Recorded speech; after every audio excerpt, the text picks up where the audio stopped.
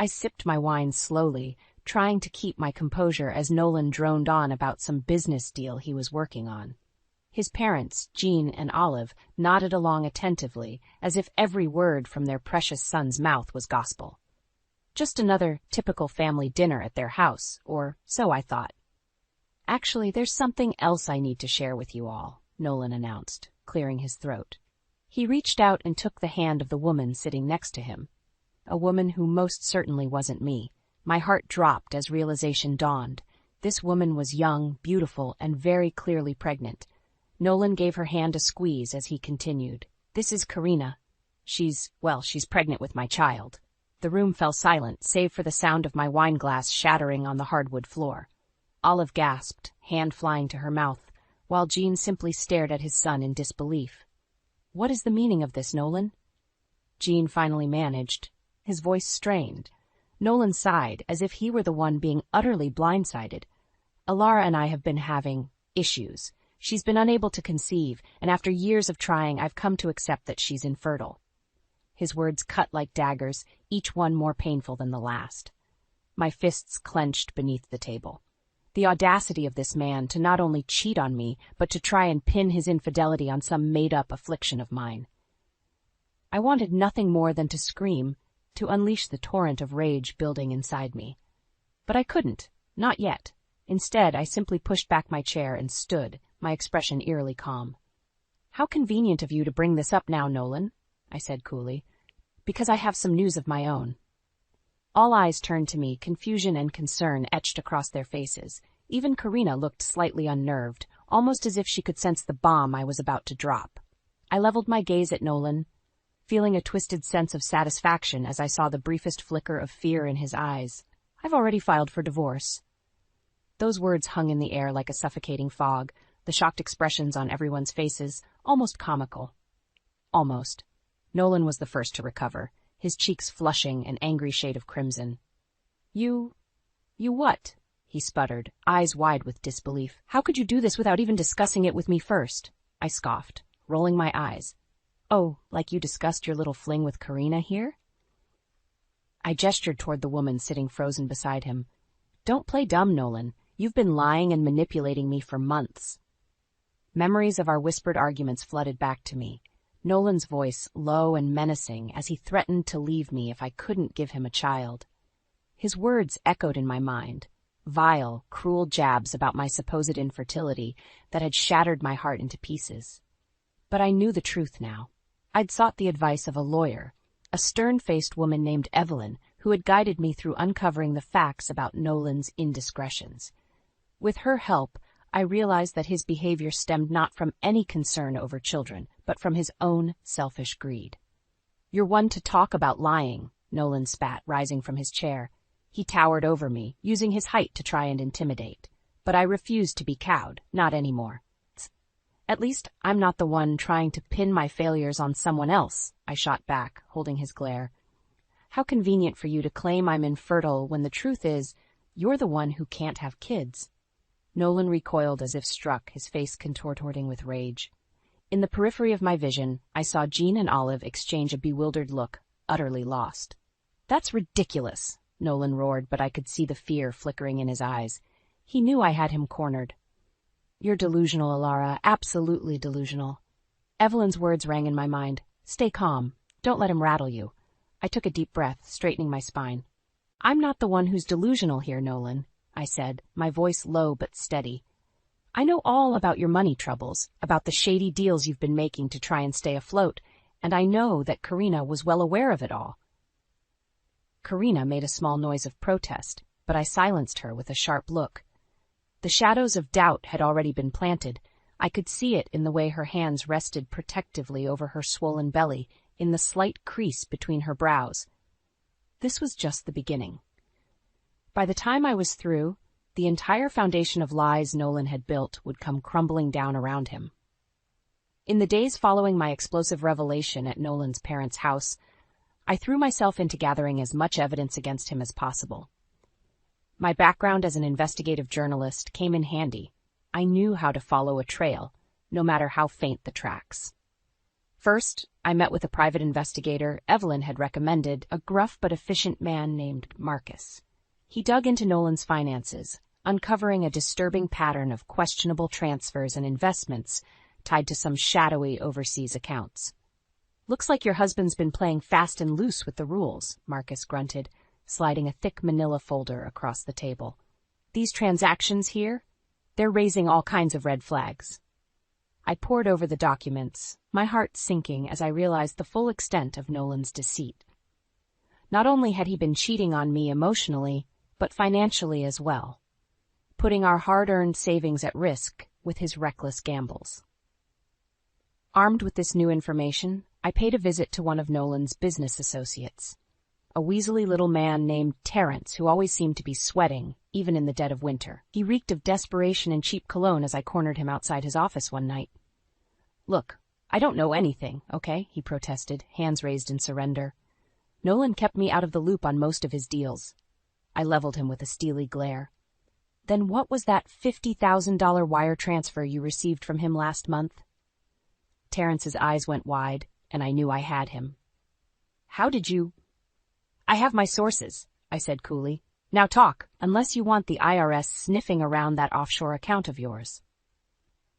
By the time I left Terrence's office, I had a new stack of documents detailing yet more shady transactions between Nolan and his mistress, Karina. It seemed she had been well aware of his financial troubles. In fact, she had been actively enabling his poor decisions in exchange for a cut of the profits. As the picture became clearer, I felt a grim sense of satisfaction taking shape. Nolan had woven an intricate web of lies, thinking he could manipulate and betray me without consequence. But I was going to make sure that web unraveled spectacularly, leaving him with nothing but the harsh reality he had created for himself. My next move was arranging a little meet and greet with some of Nolan's investors, upstanding members of the community who had no idea what their money was really being used for. I knew exposing the truth to them would be the first delicious taste of revenge. So I bided my time, letting Nolan stew in his anxiety and arrogance as I methodically assembled the pieces of his downfall. With each new document, each damning piece of evidence, my determination burned brighter. Nolan thought he could play me for a fool, but by the time I was done, he would realize just how mistaken he was. With my arsenal of evidence steadily growing, it was time to start planting the seeds of doubt in Karina's mind. I knew if I could drive a wedge between her and Nolan, their entire facade would begin to crumble. I crossed paths with her first at the grocery store, seemingly by chance. She was in the produce aisle, absent-mindedly rubbing her swollen belly as she inspected a bunch of bananas. "Karina, hi!" I called out in an overly friendly tone. "How are you doing?" She startled, nearly dropping the bananas. "Alara? Oh, hi." Her eyes darted around nervously. "Just picking up a few things," I said, gesturing to my half-empty basket. "How's the pregnancy going? Getting enough folate in your diet?" Karina frowned, clearly caught off guard by my questions. Yeah, I think so. My doctor says everything looks good so far." "That's great to hear." I leaned in conspiratorially. "You know, with all the financial stresses Nolan's been under lately, I was a bit worried he might not be able to provide for the baby adequately." Her eyes widened fractionally at that. "Financial stresses? What are you talking about?" I gave an airy wave of my hand. "Oh, I'm sure it's nothing. Just some questionable business investments he's been making, but I'm certain a smart woman like you has her own safety net in place, just in case." The doubt was already starting to creep in behind Karina's eyes. I could see the cogs turning as she processed my not-so-subtle implications about Nolan's money troubles. A few days later, I orchestrated another chance meeting, this time at a trendy brunch place downtown. Karina was seated alone at the counter, nursing a glass of orange juice. "Hey there," I said, sliding onto the stool beside her. "Fancy running into you again?" She eyed me warily but managed a tight smile. "Yeah, what a coincidence. You know, I've been meaning to ask." I dropped my voice to a confidential murmur. "When's the baby due?" Nolan never did share the details with me. A flicker of unease passed over Karina's face. Early December. The 7th, I think." I nodded slowly. "Interesting. So you would have gotten pregnant right around the time those overseas money transfers started happening." Her breath caught in her throat as her eyes went wide. I had her full attention now. "What overseas transfers?" she demanded. "Nolan never said anything about that to me." A tight smile played across my lips. Didn't he? How strange. You'd think he would have mentioned risking all that money on those shadowy business deals, especially with a baby on the way. Karina's expression darkened like a thundercloud, her knuckles whitening as she gripped her glass. I could practically see the wheels spinning in her head, the little seeds of doubt and suspicion I'd planted finally taking root. With a sickly sweet smile, I rose from my stool. "Well, enjoy your brunch. Let me know if you need any baby name suggestions." As I sauntered away, I could feel Karina's accusing gaze burning into my back. But I didn't care. In fact, I relished it. The facade was cracking, and it was time to start preparing for the grand unveiling of Nolan's lies. One by one, the dominoes were falling into place for my deliciously overdue revenge. With Karina's suspicions towards Nolan steadily growing, it was time for me to deliver the killing blow. I arranged a little family meeting, under the guise of attempting to settle things amicably between us all. Of course, that was the farthest thing from my mind. When Nolan and Karina arrived at the cafe I had chosen, his parents, Jean and Olive, were already seated at a corner table, their expressions pinched with worry. Nolan's mouth tightened into a hard line when he saw me, but he said nothing as they joined us. "I'm glad you could all make it," I began, keeping my tone carefully neutral. "I think we have some issues that need to be addressed." "You don't say," Nolan bit out. Karina remained silent, not meeting my gaze.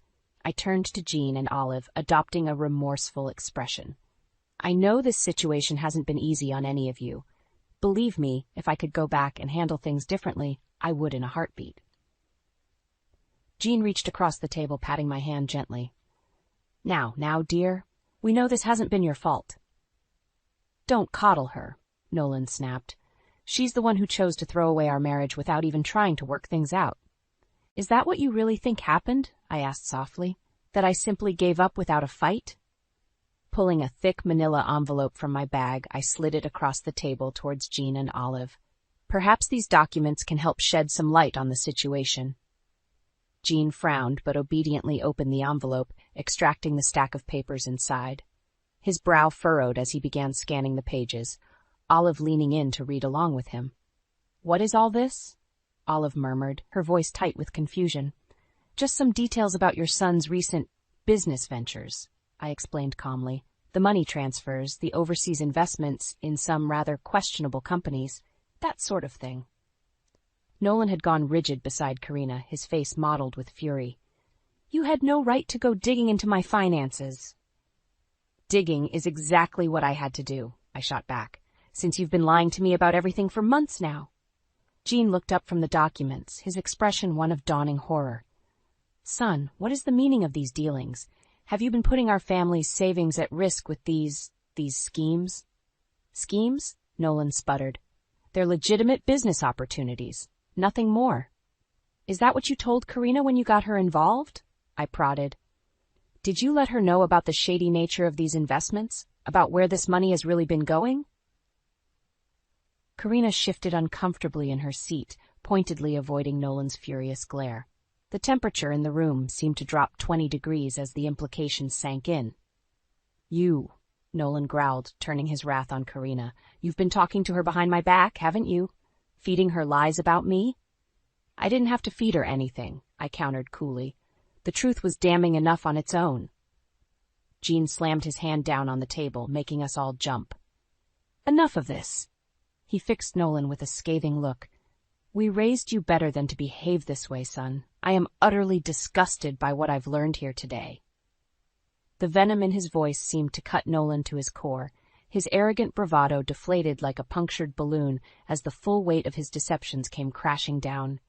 Reveling in his misery, I sat back with a satisfied smile playing across my lips. This was merely the opening salvo. I had so much more in store for the two of them. After all, I was just getting started on my deliciously overdue revenge. The fallout from my explosive reveal at the cafe was even more satisfying than I could have hoped. Jean and Olive were utterly devastated by Nolan's betrayal, the lies and financial recklessness leaving them questioning everything about the son they thought they knew. As for Nolan himself, he alternated between furious denial and sniveling attempts to make amends, desperately trying to regain control of a situation that had spiraled wildly out of his grasp. Karina remained stonily silent through it all, no doubt realizing the depth of deception she had willingly participated in. But I wasn't done with them yet, not by a long shot. A few days later, I requested another family meeting, under the pretense of trying to find some kind of resolution or common ground. Nolan agreed readily, still clinging to the delusion that he could smooth things over. This time, we convened at a quiet restaurant downtown, one with plenty of private nooks perfect for the dramatic confrontation I had planned. "Thank you all for coming," I began once we were seated. "I know these past few weeks have been difficult, to say the least." Nolan scoffed loudly. "That's putting it mildly. You've made a mockery of our marriage with these ridiculous accusations and lies." "Lies?" I raised an eyebrow. "Is that what you'd call all the evidence I've uncovered about your financial treachery?" "That's enough," Gene cut in sharply, his jaw tight. "We don't need to rehash all that again here." "You're right, you don't." I turned my focus to Karina, who was idly rubbing her swollen belly. "Because there's an even bigger deception that needs to be exposed." Nolan's eyes narrowed dangerously. "Don't you dare try and drag Karina into this. She's done nothing wrong." A bitter laugh escaped my lips. "Oh, she's been far more involved in your web of lies than you realize, Nolan." Reaching into my bag, I withdrew a slim manila folder and tossed it onto the table. "Those are the results of the paternity test I had done, the one that proves beyond any shadow of a doubt that you are not the father of Karina's child." A deafening silence fell over the table as 4 pairs of eyes bored into me in shock. Karina had gone deathly pale, her mouth working soundlessly. "What? That's impossible." Nolan sputtered, snatching up the file. "These results must be faked or something. There's no way." His voice trailed off as he scanned the documents, the truth sinking in with all the weight of a sledgehammer blow. "You?" he breathed, turning his stricken gaze on Karina. "You've been lying to me this whole time?" She flinched as if he'd struck her, tears welling in her eyes. For the first time since this whole sordid affair began, she looked well and truly cowed. "I am sorry, Nolan," she whispered brokenly. "I didn't mean for things to go this far. I swear, I was desperate and alone, and when you came along, you seemed like you could provide for me and the baby." "Enough!" Nolan roared, slamming his fist on the table. Olive flinched violently at the outburst. "How could you do this to me, to all of us?" I sat back, a deep sense of vindication settling over me as I watched the final shreds of Nolan's deceptions tear apart at the seams. There was no more denying it now. The truth was laid bare for all to see. And it was even more damning than any of them could have imagined. The aftermath of my paternity revelation was nothing short of cataclysmic. Nolan and Karina's relationship imploded in spectacular fashion, with bitter accusations and furious denials flying back and forth like shrapnel. "How could you do this to me?" Nolan raged, his face mottled with fury. "I gave up everything for you, and this lie." Karina flinched away from his wrath, openly weeping. "I'm sorry, Nolan, I really am. But you have to understand, I was just trying to survive, to take care of my baby." "Don't give me that bullshit," he snarled. "You played me for a fool from the start. This was all just some twisted scheme to try and bleed me dry." As the screaming match escalated, Jean and Olive watched in shattered silence, the metaphorical scales having fallen from their eyes. Their precious son, the one they'd raised and supported and believed in, had been brutally unmasked as a liar and a cheat. I could see it in the devastated creases of Olive's brow, in the slump of Jean's shoulders. Their world had been upended, and there was no going back. Eventually, the blowout crescendoed with Nolan storming out, ranting about lawyers and court orders as he disappeared into the night. Karina remained behind, huddled miserably at the table as Jean and Olive regarded her with a mixture of pity and disgust. "I don't even know what to say," Jean said at last, his voice weary. "This entire situation is just... I don't have words." Olive shook her head slowly. All those years, raising him and supporting his dreams, only for him to throw it all away on greed and lies. She turned her mournful gaze to Karina. "And you? How could you involve yourself with a married man like this? Have you no shame?" Karina opened her mouth, but I cut her off with a sharp look. Save your breathless explanations. I think we've all had quite enough lies for one lifetime. An uncomfortable silence fell over the table. After several long moments, Jean abruptly pushed back his chair and stood. "Come along, Olive," he said gruffly. "I can't bear to be around this any longer." His wife rose obediently, and they headed for the exit without a backwards glance. As the door swung shut behind them, it felt like the final nail being driven into the coffin of Nolan's deceptions. Karina and I were left alone in the wake of the fallout. She lifted her head, looking at me with reddened eyes. "I hope you're happy now," she said dully. "You've ruined everything." A harsh bark of laughter escaped my lips. "Me? I'm not the one who chose to lie and deceive everyone I claim to care about. That was all you and Nolan." I leaned back, allowing a look of deep satisfaction to spread across my face. "No, I'm not happy. I'm ecstatic. Because all of this is justice being served."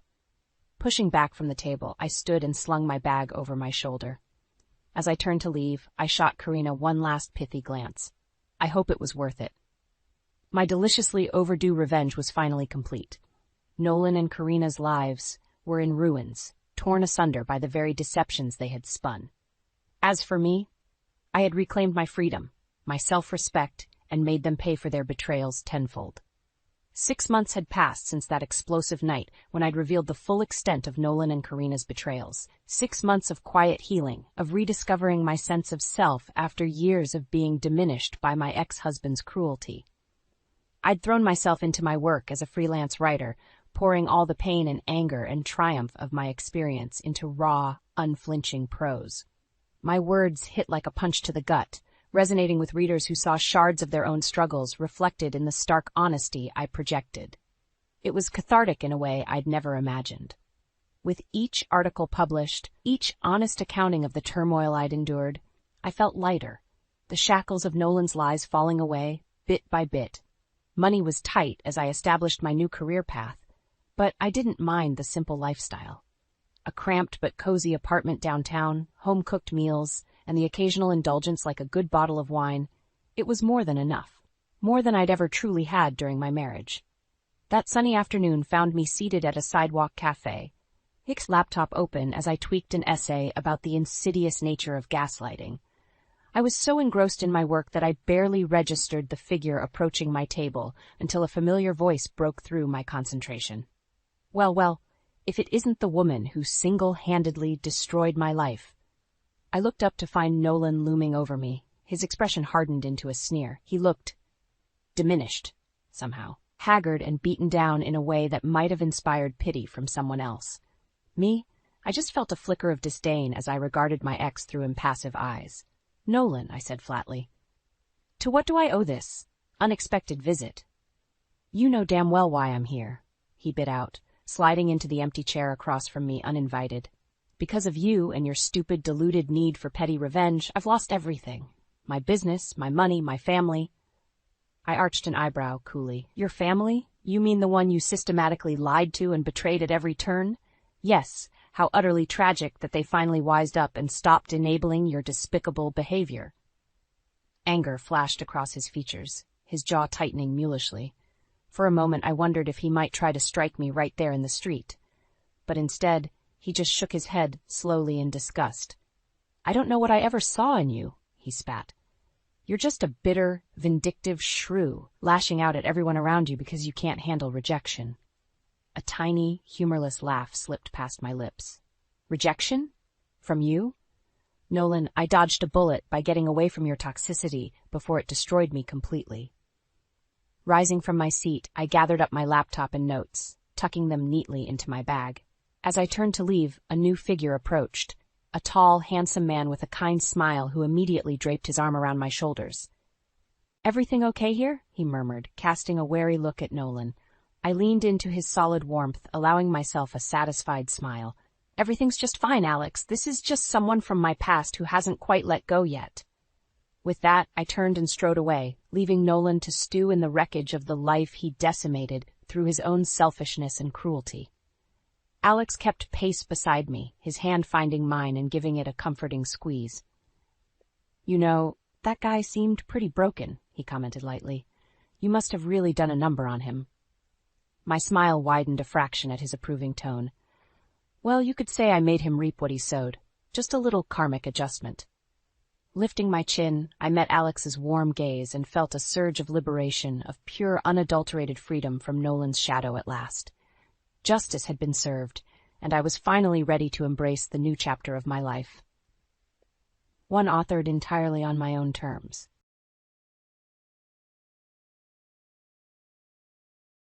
I've heard that you only received your middle school diploma. My dad would hire someone like you, but why? I am employed at a modest publishing house.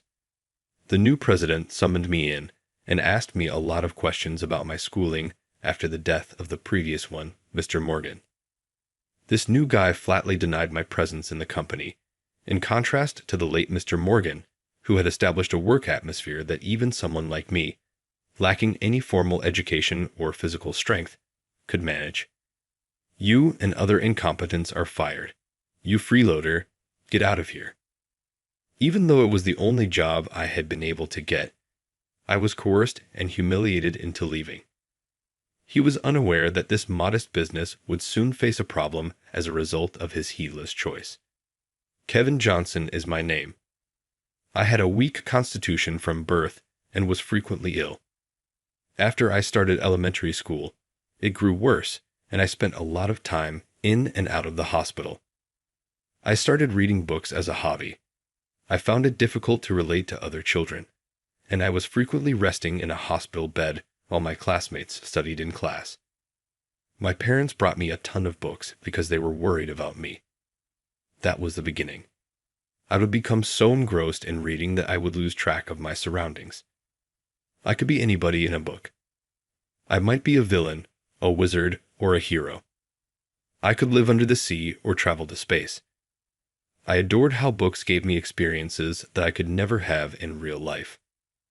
I started out reading easy children's books before moving on to more difficult literature. As I became a little smarter and in the upper elementary school grades, I began to desire to write my own stories. I simply poured the stories in my head onto the pages of the notebook my parents purchased me, along with a pen. In hindsight, the stories were everywhere. But I learned how much fun it might be to create anything by writing them.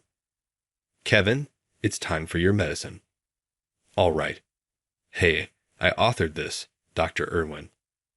Dr. Irwin would come to check on me, the nurse who delivered my medication, and even the other patients in the room would see my stories. Whoa, that's excellent. Kevin, you truly have a gift. Don't you love reading? Yes, I adore them. I'd like to write more. My stories were acclaimed by all. Good or bad, I'm sure they were only trying to be nice to me since I was a child. I had an endless amount of time. I became more and more engrossed in literature the more I read and wrote about them. My health deteriorated once more in middle school, and I was admitted to the hospital. I was writing and reading as usual when a boy in the bed to my right struck up a conversation. He appeared to be around my age. Hey, what are you always writing? Homework? Nope, I'm writing my own original novel. Really? That's awesome. Can I read it too? He seemed genuinely interested, his eyes lighting up as he looked at me. I'm still working on this one, I said, then pulled a different notebook from my bag beside the bed and handed it to him. He had a broken right arm, so he took it with his left hand. He propped the notebook on his stomach and clumsily turned the pages with his left hand. I remembered seeing him struggling with his meals before. He was clearly right-handed. Wow, this is good. Like, really good. Thanks. That means a lot. Of all the people who had read my work, he gave the biggest reaction. When he asked, "Do you have any more?" I pulled out several more notebooks from the same bag and handed them over. Each time he finished one, he praised it with exaggerated excitement. Hey, don't you have any illustrations? I think having pictures would help bring the world of the story to life even more. Illustrations, huh? I can't really draw. Since I started writing, I'd thought about the same thing he pointed out. I'd spent a lot of time trying to practice drawing, but I never got any better.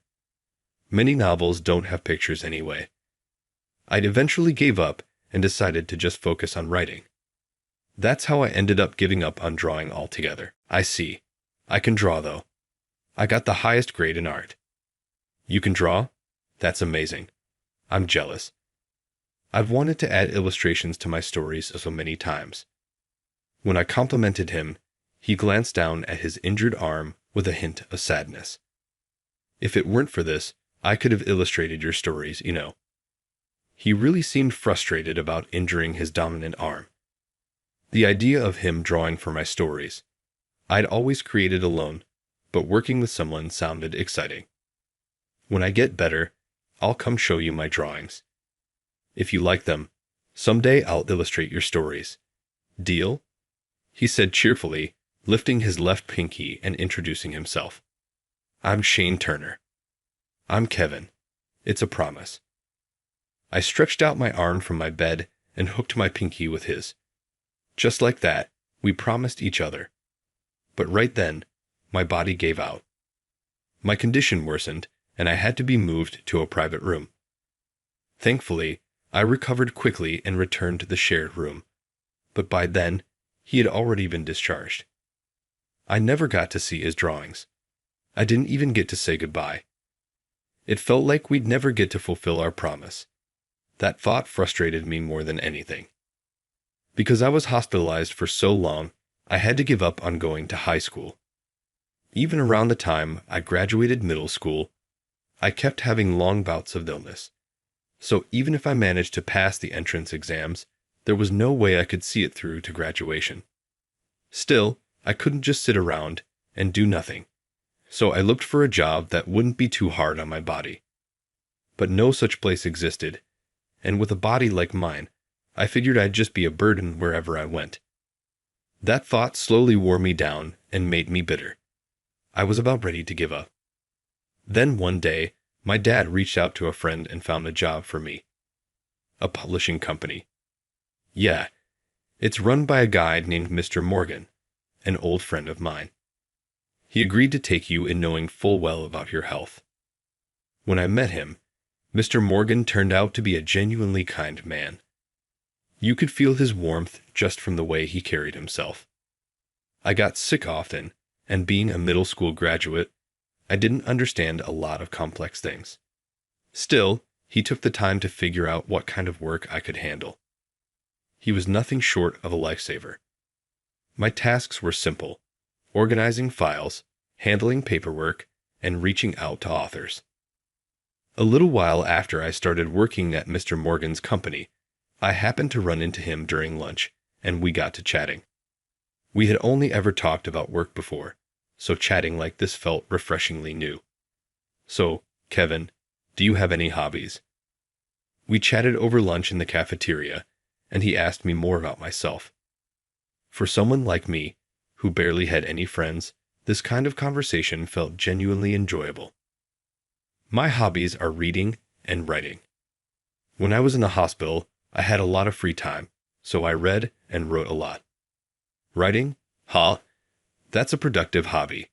Are you talking about comic books? No, I can't draw.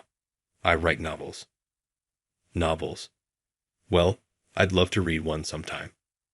Hearing that from the president of a publishing company got me so excited that I brought a few notebooks full of my writing to work the next day. When lunchtime came, I took them to the cafeteria and casually made sure I ran into Mr. Morgan again. You wrote this all by yourself? Yes, back in elementary and middle school. Mostly while in the hospital. I see. Well, I think it's a really interesting story. He praised the idea highly, even though the writing was still rough and clearly in need of polish. The world building was detailed and well thought out. Mr. Morgan seemed genuinely impressed the moment he started reading. The descriptions have real punch. I think it would make a great comic book. If you're okay with it, I'd like to find an artist to illustrate it. What do you say? My story, turned into a comic book? Yes, you've got real talent. It would be a waste to let this sit in a drawer like some kid's forgotten work. With the president's backing, the comic book adaptation project got off to a smooth start. I was so thrilled my heart kept pounding. I almost thought I was getting sick again. The artist assigned to the project was a man in his 30s named Ryan. He was a comic book artist already working with our company and had one ongoing series. His artwork was highly praised, but apparently, his storytelling had been considered weak by the public. "Nice to meet you, Ryan." "Yeah," I greeted him cheerfully, but he clearly wasn't pleased. He barely responded and even clicked his tongue. At first, I worried I had said or done something wrong, but I soon realized the reason for his sour mood. "So this is the kid Mr. Morgan's been raving about? You've got to be kidding me." It seemed he was upset that someone like me, a sickly kid, had earned the president's recognition. He reluctantly agreed to take on the adaptation only because Mr. Morgan asked him to, but his condescending attitude toward me never changed. That alone might have been bearable, but Ryan started altering the original story without asking. He added strange new elements, and didn't even include my name as the original author. He never consulted me on how the story should be interpreted, and he rarely answered my calls. So the production moved forward without my input. Even so, I kept writing behind the scenes as a ghostwriter, just happy that my story was finally reaching the world. Despite the behind-the-scenes drama, the comic book was a massive hit. Readers said it was surprisingly well written for one of Ryan's works. The story I wrote was about a high school student who joins a demon hunting club and battles evil demons. The title was Demon Slaying Academy. I made sure it was easy to follow, with signature finishing moves and a diverse cast of characters. The heart of the story was about the bonds between the protagonist, his mentor, seniors, and classmates. Since the demons represented human struggles and social issues in abstract form, it resonated with readers of all ages. The series sold like crazy, eventually surpassing 10 million copies. Soon, people were talking about anime and movie adaptations. Thanks to this runaway success, our little publishing company rapidly expanded. But just as things were looking up, a devastating blow hit both me and the company. Mr. Morgan passed away suddenly. They said it was due to an illness, but he had always seemed healthy, and there were no signs that anything was wrong. It all happened so suddenly, the company was thrown into complete chaos. The vacant president's seat was filled by Simon Morgan. He was the late Mr. Morgan's son. He was still young and had been working for a company in the U.S. until now. It had nothing to do with publishing, so he didn't understand the business at all. Proud of his Harvard degree, he held strong beliefs in academic elitism. When someone like me caught his attention, I was promptly summoned to his office and, as expected, grilled about my education. "So, Kevin, I hear you are a middle school graduate." "Yes, I've been working here since graduating middle school." "You. Why did my dad hire someone like you?" "Lately, besides writing the original story for Demon Slaying Academy, I had also started helping with clerical work. But Simon, who still didn't know who did what in the company, only saw me doing office tasks and assumed I was just a low-level assistant. Let me be clear. Unlike my dad, I don't keep a useless middle school graduate around out of pity. You're fired. Get out of this company, you worthless leech." His sheer hostility nearly made me cry, but I couldn't back down. My father and the late Mr. Morgan gave me this opportunity. I couldn't let their efforts go to waste. "All you do is run errands, right? We can hire some part-timer for that. There's literally zero reason for this company to keep you around." I froze, unable to say a word back. Simon took that as a green light to keep tearing into me. Maybe I should just quit like he said. The thought crossed my mind. But no, I couldn't give up. I summoned all my courage and spoke up. "Please judge me by my work, not just my education." "Your work?" "Yes, I can't leave just yet. At the very least, please let me finish the comic book that's currently running." If I had to go, I at least wanted to bring the series the late Mr. Morgan believed in to its proper conclusion. Out of respect for him, I couldn't let it be finished. I pleaded with all my heart, but Simon wouldn't listen. Huh, don't be ridiculous. A comic dreamed up by some middle school graduate. Who cares? It's probably garbage anyway. I told him the series was Demon Slaying Academy, but he just scoffed. Sounds exactly like the kind of thing some dumb kid would come up with. He had been in the US the whole time, so he had no idea about Japan's entertainment industry, let alone that Demon Slaying Academy was a massive hit with anime and movie adaptations in the works. If you're that desperate to keep writing, go do it somewhere else. You're fired, and that's final. It hit me, and there was no changing his mind. If I told him about the anime and movie adaptation deals, he'd probably steal the rights and kick me out anyway. That would be a betrayal of everything the late Mr. Morgan stood for. To avoid that nightmare, I said, "All right then. Please prepare a document stating the company waives all rights to the work I created. Since you say it's worthless, you shouldn't need those rights, right? Fine. I'll have it drawn up. Now get lost." That was the only thing he agreed to. I bowed to Mr. Morgan and walked out of his office. My resignation was now final. I felt bad for my father, but there was nothing more I could do. As I walked down the hallway, I ran into Kyle, the editor in charge of Demon Slaying Academy. "Oh, do you just speak with Mr. Morgan?" "Yes, I decided to resign," I said plainly. He looked completely stunned. "What?" he shouted in disbelief. "Wait, Kevin, what's going to happen to Demon Slaying Academy if you leave?" His voice cracked with panic, but he didn't care. Demon Slaying Academy had become the company's biggest project by far. It was no wonder he was panicking. I was told by Mr. Morgan that the company would relinquish all rights to anything I've written. You've got to be kidding me. When I told him I'd been called a useless middle school graduate and was told to take my writing elsewhere, he sympathized. That's unfortunate, but I guess it can't be helped. It seemed he, too, had his own frustrations with the way Mr. Morgan was running things. Come to think of it, I'd never heard of a publishing president who didn't understand the state of Japan's entertainment industry. "So, you're going to keep the series going somewhere else?" "Yes. I don't want it to end unfinished, so that's the plan." "In that case, I know a great publisher. Let me introduce you." He recommended a major publisher that everyone would recognize. Apparently, a friend of his worked there, and he was willing to reach out on my behalf. But would a company that big really take me in? Don't worry. You've got the best calling card, the rights to Demon Slaying Academy, and the title of original creator. It felt strange to say it myself, but yes, those would be powerful assets when moving to a competitor. I'm basically the series' biggest fan. I'm really looking forward to seeing it continue. I promised I'll finish it properly. After all the yelling and insults I had just endured from Simon, Kyle's kind words were almost too warm to handle. Tearing up, I bowed and thanked him deeply.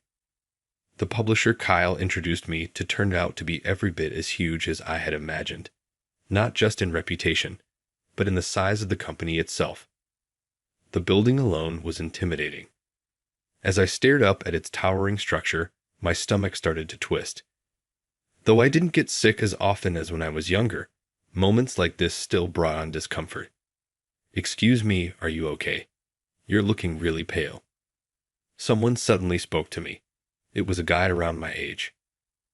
I smiled and told him I was fine, and he suddenly looked shocked. I was wondering what was going on when he burst into a big grin and shouted, "Wait, Kevin, it's really you, isn't it?" Yeah, that's me." He clearly knew who I was, so I dug through my memory as I looked at his face. It all came back to me. Shane? That's right. It was Shane, the boy I met in the hospital all those years ago. We'd been abruptly separated when my condition worsened, and I never got to say goodbye. To run into him here, of all places, was surreal. Shane, what are you doing here? I had some business at this publisher. What about you? I'm here for a meeting too. What a crazy coincidence. It turned out he also had business with someone in the comic books department. The coincidence was almost eerie. We held hands and laughed, overjoyed at the reunion. We parted briefly at the front desk, and I gave my name and appointment. A few minutes later, the person Kyle had contacted came to greet me. His name was Jacob. Welcome, Kevin. Kyle told me what happened. It sounds like you've been through a lot. It's my fault for being a useless middle school graduate, I guess. Ah, come on now. Let's not just stand here. This way, please. We took the elevator up and were led into a meeting room. Inside, a man was already waiting. Hello, I'm Adrian, the editor-in-chief. Hi, I'm Kevin. It seemed Jacob had already spoken to him, and we jumped straight into discussions about relaunching Demon Slaying Academy. I have to say, I'm really surprised. I never imagined the original creator of Demon Slaying Academy would choose our company. Thank you for having me. If not for this chance, that hit series might have fallen apart. What began as small talk soon turned into an in-depth planning session. All the complicated legal matters would be handled by the company, so I was free to focus on writing. We worked out the relaunch schedule and other key steps. It was a productive and hopeful meeting, until a knock interrupted us. Excuse me, I was told to join this meeting. Shane? It was Shane who stepped into the room. We both looked at each other in total confusion until Jacob explained.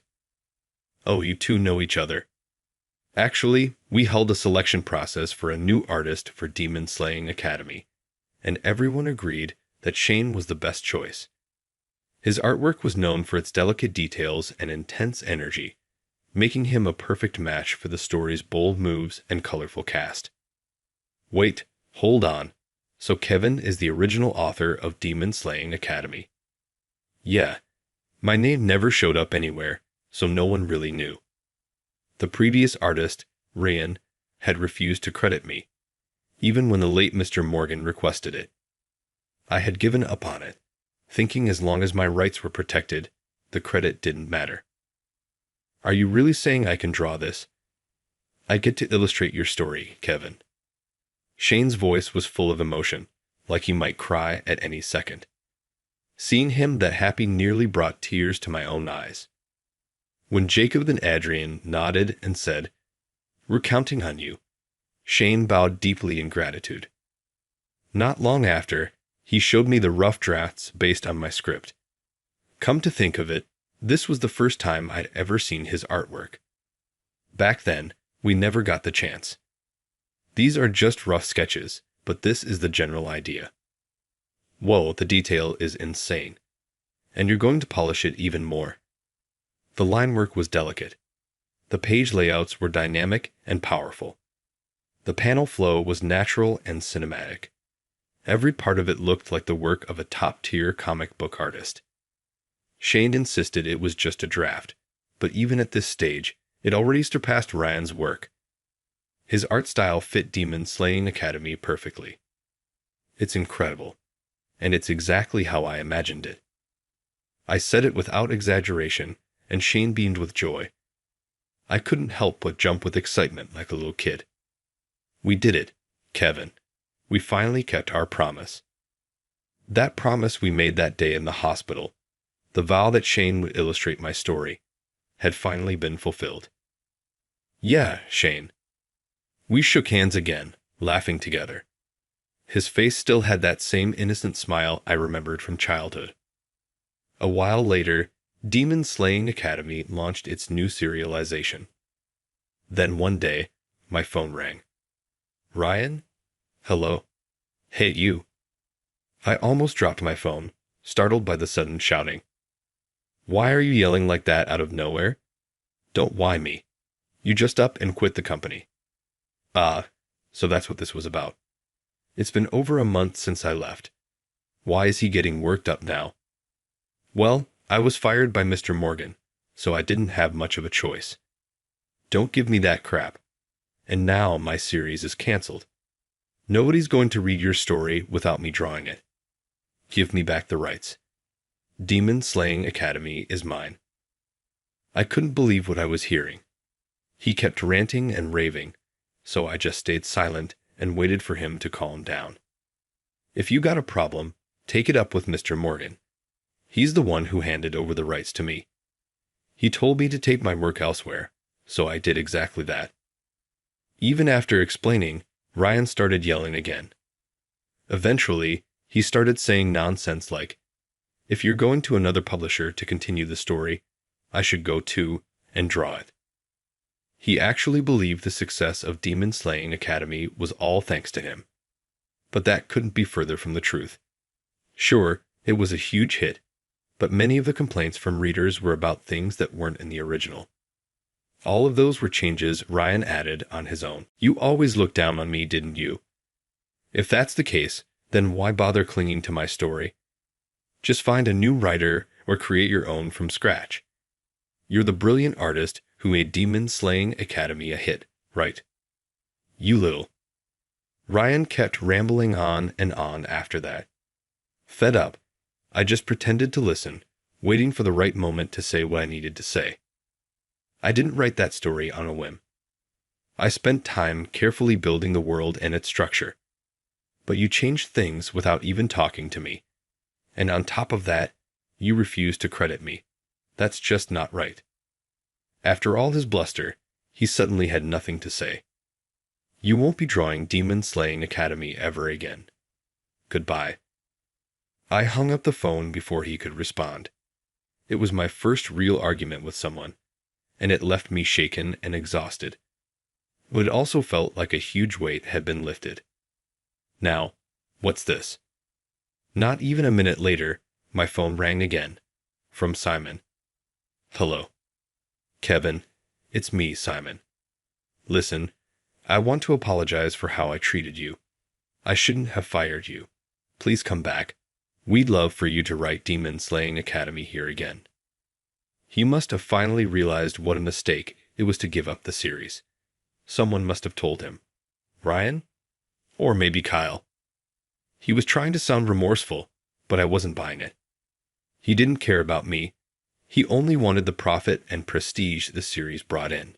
So I decided to shut it down. Getting the company to release the rights back then was the best decision I've ever made. The series has upcoming multimedia adaptations, you know. But I guess that has nothing to do with you now. Goodbye. Wait, just hear me out. Simon sounded like he still had more to say, but I didn't want to hear his voice anymore. Just like with Ryan, I hung up to avoid further headaches. I blocked both their numbers. Together with Adrian, Jacob, and Shane, we decided to relaunch Demon Slaying Academy from scratch. Since the art had changed, we used that as an opportunity to rebrand it as a remake and started serialization again from the prologue. That way, we could strip out all the unwanted additions. Shane's illustrations, as always, matched my vision perfectly. Readers began saying things like, "The art and story are even better this time around." Of course that made me happy. But what touched me the most was seeing my name in print. The names Shane Turner and Kevin Johnson were side by side. The first time I saw that, I genuinely teared up. Online, there were tons of articles and posts, like the mystery behind a hit comic books publisher switch. I checked them out when I had time, but most of them were way off the mark. Well, I suppose all those online rumors just proved how much attention the comic book was getting. Since I stopped answering his calls, Simon has apparently tried to contact me through the company. But the last time I saw him in person was the day I resigned. Thankfully, the legal team here has been blocking his attempts. Being at a big company came with that kind of protection, and it was reassuring. Eventually, Simon's company went bankrupt. I owed a huge debt to the late Mr. Morgan, so seeing the company go under made me sad. After I left, a lot of the talented staff began quitting too, unwilling to work under Simon. That led to the collapse of the company. All of it, the chaos and the downfall. happened because Simon became president. If only, when the late Mr. Morgan passed, they had let one of the experienced employees who truly understood publishing take over. But there was no use dwelling on the past. It's really gone. I happened to be in the neighborhood and passed by the old building. The publisher's sign had been taken down, and some kind of renovation work had begun. I didn't feel joy, but I wasn't exactly devastated either. It was hard to describe, just a complicated mix of emotions. Later, Demon Slaying Academy became a global phenomenon thanks to the multimedia adaptations. It made me proud to know if so many people had read it. If it weren't for you, Kevin, I don't think I'd have made it this far as an artist. And if it weren't for your art, Shane, this story never would have gotten this far either. Demon Slaying Academy was nearing its climax and would wrap up in a few months. We'd already started developing our next project.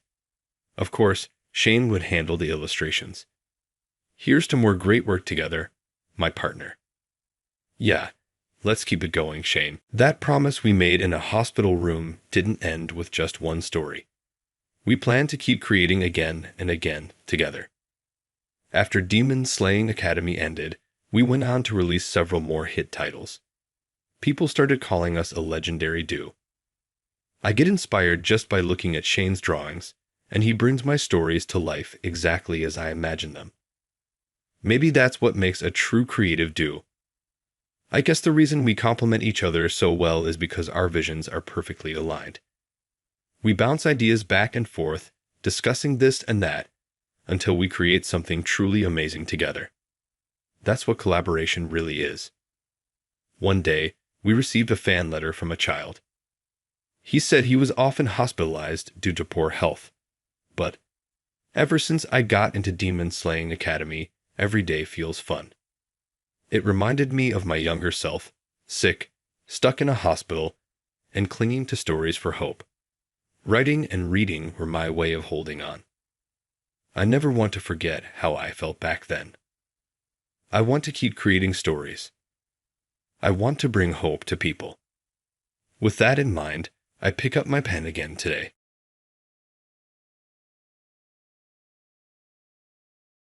Hey Tom, I need a moment to speak with you. The head of the department stopped me my route to the site. I stopped dead in my tracks. Yes? What is it? She rarely came up to me personally, so I answered a little bewildered. This conversation is not appropriate here. Visit the meeting room. I went to the conference room as she had instructed, went in, and took a seat across from her. You just received your high school diploma. What kind of business would entrust the administration of a logistics system to a person with only a high school degree? Does educational background really matter in managing things? I shot back, infuriated by her remarks. I'm sorry, but you've been let go. Someone with more education has been employed by us. I was stunned when I was abruptly informed that I had been sacked. Tom Smith is my name. I oversee the company's distribution system as an engineer. I just had a high school degree, yet the corporation accepted my self-taught system engineering skills and let me join.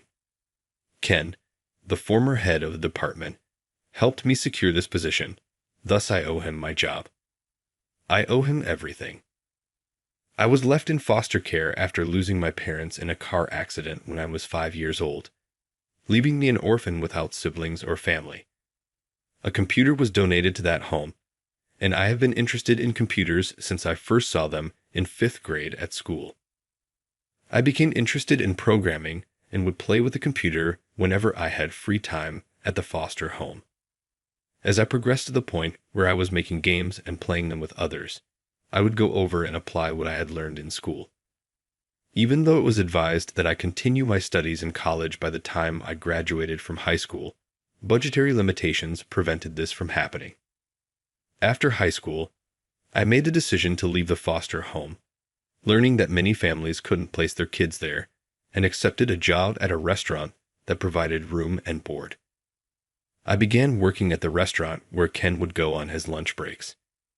As I cleared tables and escorted him to his seat, he would ask, "Quite a young server, are you?" As it happened, Ken and the store owner had been friends since they were young. He was hired from a foster home in the area. The child is quite adept at using computers. He even completes our books on it, quickly calculating everything from sales to profits. He shows us the profit margins and the most popular menu items. However, it can be annoying to know things you'd rather not. The proprietor of the restaurant would chuckle and compliment me. Pretty impressive. We're talking about digitizing our logistics at my company. Computers are becoming essential, and without them, we won't be able to keep up. Even if you're busy, keep studying. If you're still into computers when you turn 20, we might have a spot for you at our company. It seemed Ken was genuinely interested in my computer skills. I was thinking of leaving the shop to him so I could take it easy, but working at Ken's company might offer you more in the way of a future. Give it your best shot, Tom. The shop owner encouraged me too. At the foster home and in school, everyone recognized my talent with computers, and I took great pride in that. Intrigued by the logistics system Ken mentioned, I saved up to buy a computer on my modest salary and spent all my free time learning to program. Discovering that a tablet could speed up orders and automate sales tallies, I experimented by programming my own system using a second-hand smartphone as a tablet stand-in. Ken gave me advice and helped me refine the program. The old shop underwent a tech makeover that surprised many customers, attracting even those from mighty companies. The shop owner supported my experiments, investing time and money in them. By 20, I had amassed considerable knowledge. And to think you taught yourself all this. How about joining our company? Ken eventually offered. The only reason I didn't teach you to cook was that I hoped you'd join Ken's company someday. What's the use in learning to cook if you're going to be a corporate employee? I personally thought it's better for you not to do things halfway.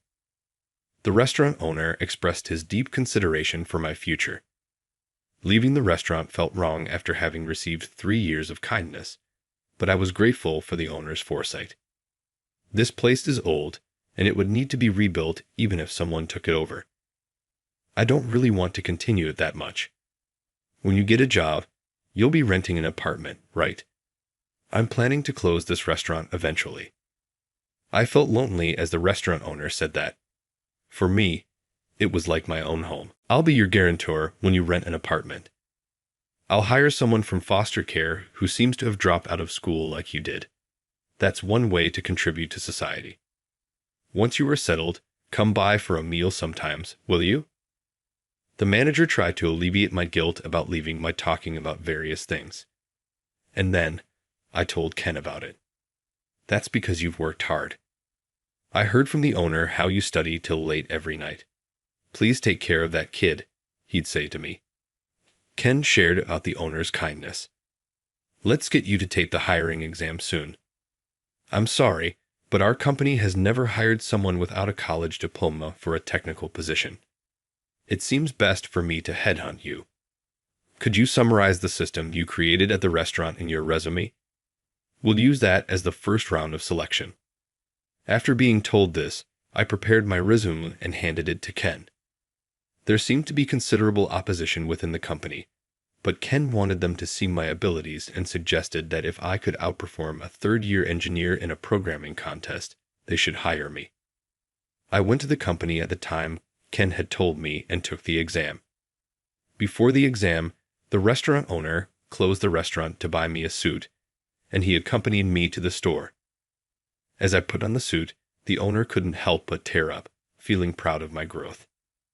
Wearing the suit felt more restrictive than I expected. Furthermore, as I didn't know how to tie a necktie, a female clerk helped me, making my face turn red from embarrassment. As the restaurant owner teased me about it, a passerby remarked, "What a close father and son you both are."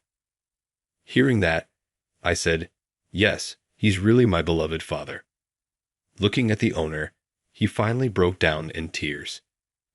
After paying, I took the suit and thanked the owner. He looked embarrassed, patted my shoulder, and left the store. Following him out, I found the owner crying behind the shop. Approaching him, I asked, "Would you consider adopting me? I'd like to call you Dad." He quietly nodded, saying, "Would you be okay with me? I've wanted to ask you, but couldn't. I'm so happy you said that." Then he started calling Ken. That night, Ken, the owner, and I went out to celebrate. "He's always wanted to adopt you since he took you in. I'm glad that dream came true." Ken's words made me incredibly happy. "We have to call it an early night because of the exam tomorrow." I went home first, but the owner and Ken stayed out drinking till late. The next day, I quietly left for the job exam. Although anxious about what the test would be like, I felt positive, ready to study again, and seize another opportunity if needed.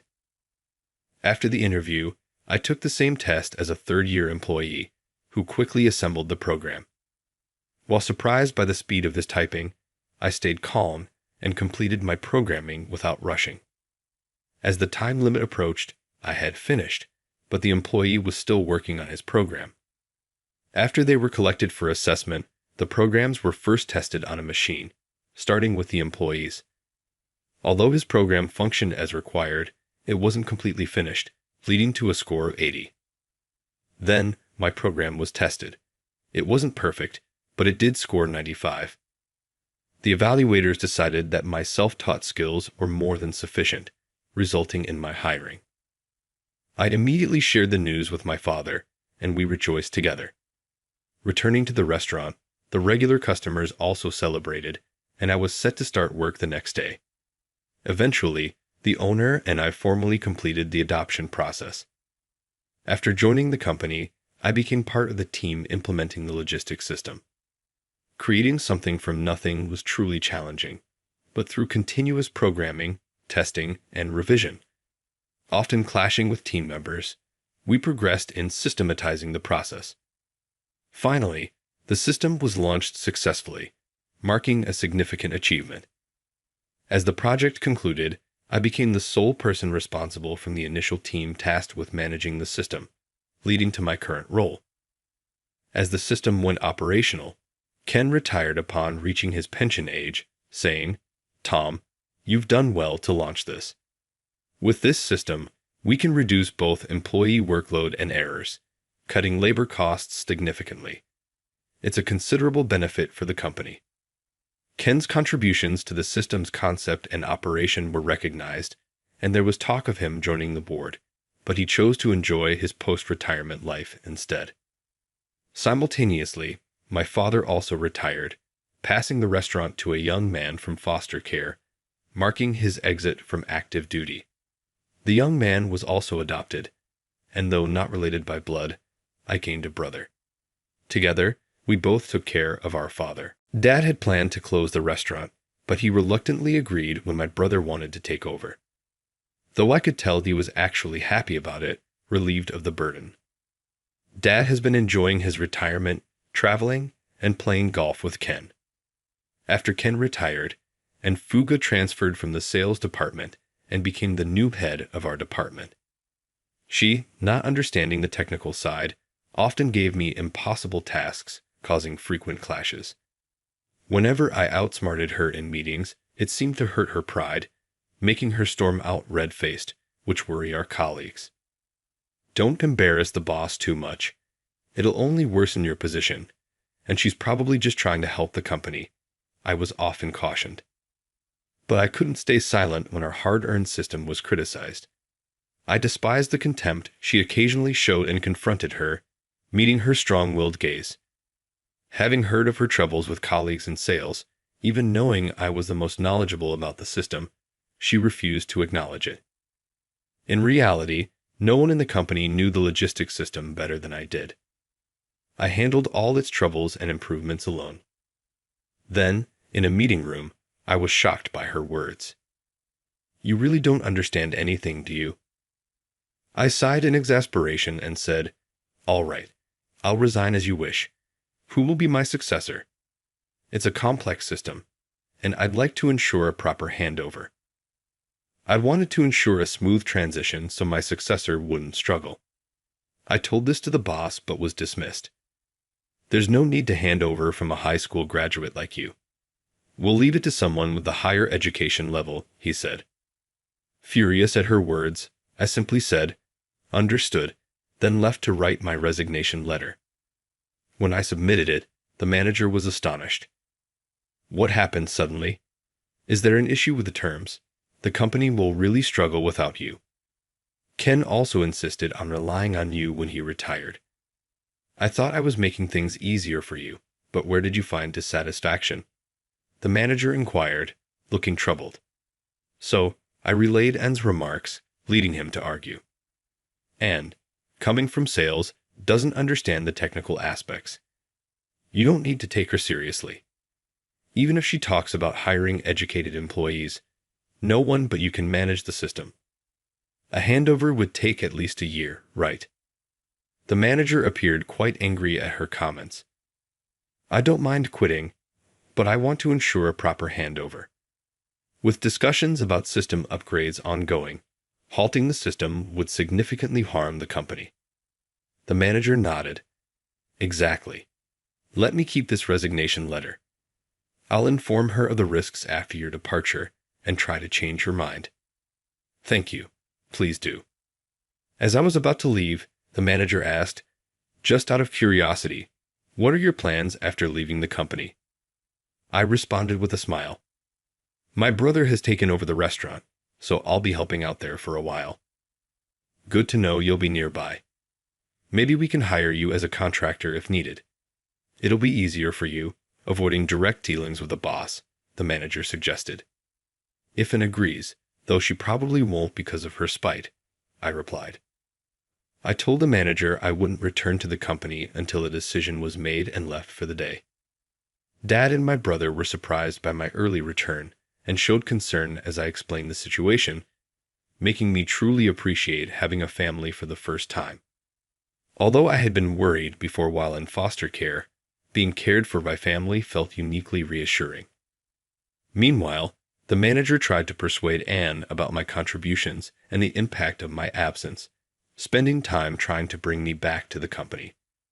However, Anne remained unconvinced, leading to my definitive resignation. Confronting her, the manager asked, how will you take responsibility if the logistics system fails and causes company damage? Her cold reply was, it's just the system a high school graduate created. We can simply rebuild it. I don't see it as a big deal, especially with the talented college graduates we've hired. The manager shared this with me over beers at the shop, apologizing. Tom, I'm sorry I couldn't protect you, he said as he downed his beer and asked for more. I replied, I appreciate it, manager, but don't overdrink. We don't want to worsen your standing with the boss. And if the new employee can handle it, maybe it's for the best. Now that I've resigned, I'm thinking of enrolling in an online college. This situation made me realize I need at least that qualification. It's frustrating to be discounted for lack of formal education. I thought technical skills should stand on their own. The manager empathized with me as I lamented my situation. Having climbed the ranks on his skills alone, his acknowledgement meant a lot to me. Let's see how the new employee handles things. I can help out if there's trouble, regardless of the cost, I said. Hearing this, Dad asked, good thinking. I'd be happy if you can do that. Don't you need to discuss it with Ken? He's enjoying retirement so much. I don't want to worry him, and he can't really intervene in company matters. It would just upset him to know about it, I replied. I asked Dad to keep this secret for Ken's sake. That day, the manager stayed late at the restaurant, reluctant to leave, so I drove him home and thought about what I could do for him. Deciding to prepare handover documents, I worked on them over the next 2 weeks and handed them to the manager on my last day. While many colleagues saw me off, Anne and her employee, John, continued working, not leaving their desks. The manager had suggested John say goodbye, but he refused, only following Anne's orders. After that, the manager stopped trying to talk to him. After resigning, I enrolled in an online college, attending classes and spending my days in a mix of relief and loneliness due to the lack of contact from the company. One night, I was surprised by a call from the manager, sounding very panicked. The logistics system has crashed. John made changes without proper checks and without any backup data taken before. We can't restore it. I'm on my way, I quickly responded. I headed to the company, where the manager was waiting for me at the gate. Inside, I found John being yelled at by a crowd. When will this be fixed? You said you could handle it, right? Not taking a backup is just negligent. Who's going to take responsibility for this? In the midst of the chaos, John was losing his cool, blaming Anne. I told her I couldn't do it. If you have a complaint, take it up with her. She knows how to handle the responsibility. After John broke the program, she just said she had something else to do and left. What's with that, boss? But right now, fixing this is what matters. Tom, you're the only one I can rely on. Please help, the manager pleaded. My help was needed, so I approached John. John, right? Tell me what happened. It's none of your business, he retorted coldly, causing my former colleagues to get even more upset. How can you say that to Tom? He came here to help, they chided. John moved aside, and I took over the computer. Seeing the program, I realized it was one of the system's most complex parts. Taking a deep breath to focus, I started restoring the altered areas back to their original state. Surprisingly, I had memorized the complex parts due to the difficulties I faced before, completing the restoration in about an hour. After a successful check, my former colleagues applauded me, and many came to shake my hand. John, watching from the side, accused me. You made such a complicated program on purpose so no one else can touch it. That's a sneaky move. I didn't do anything like that. It became like this because I was trying to meet everyone's needs. I spent months building just this part of the program. It's complex and significant to me. If you had done your research, you should have known not to tamper with it. Tell that to Anne. She said anyone can handle it because a high school graduate made it. But looking at it now, finding someone who can write this level of programming isn't easy, even in the whole country. How did you acquire these skills? John bitterly remarked. But I left without responding. I went with the manager and my former colleagues to the company's gate, and they saw me off. Can't wait to see Anne's reaction tomorrow. Maybe we should start a petition to bring you back, Tom. This company needs you. I appreciated the sentiment but wasn't hopeful. However, the satisfaction of solving the problem reignited my desire to continue in this field. Considering employment in it, I realized my educational background might still be a barrier. Even with independence, my only real connections were with my former company, making me wonder if returning there was my only option. Lying in bed, staring at the ceiling, I pondered these thoughts. Eventually, dawn broke after a night of contemplation, and I faced the day on little sleep. That day, Anne appeared at the office as if nothing had happened, receiving a report from John. Upon discovering I had resolved the issue, she seemed frustrated, slamming her desk. John, witnessing this, was shocked, and it seemed to drive a wedge between them, leading to silence. The department's atmosphere soured, and the manager's visits to the restaurant became more frequent. He brought many complaints every time. If there's another major issue with the logistics system, I bet John might quit. He seems to manage small problems, but it takes too long, and it looks like he's reaching his limit.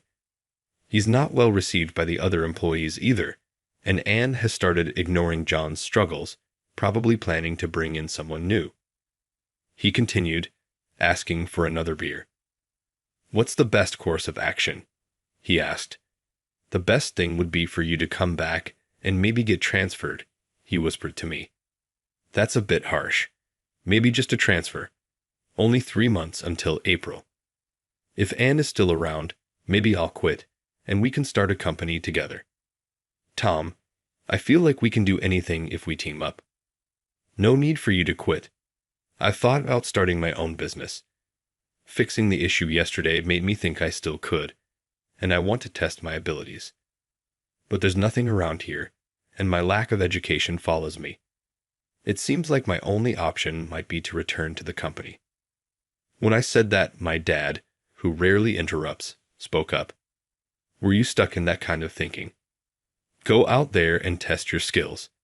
There's always someone better in the world. Knowing that is how you grow. Finding a job again might be hindered by your lack of formal education. But if you're working independently, no one will know unless you tell them. There's nothing to lose, right? Encouraged by Dad's words, I made up my mind. Got it, Dad. I'll give it a shot. Yeah, go for it. If you're going to travel around, you need to get your driver's license. What about your online college? I can't juggle everything, so I'll get my driver's license first. Education doesn't matter much for working independently, right? As Dad and I got excited, the manager, feeling left out, said grumpily, Hey, I brought it up, so let me in on it too. You have a family and kids, and it'll cost you, so quitting might not be the best idea. If you really can't stand your current company, maybe think it over, but wait until the end of March. Personal changes. Can you refer someone to us? After convincing the manager, I started attending driving school the next day. The school was crowded with high school seniors about to proceed to college, making me sigh deeply. I felt inferior because these kids would have a higher education level than me. Attending driving school became a source of distress.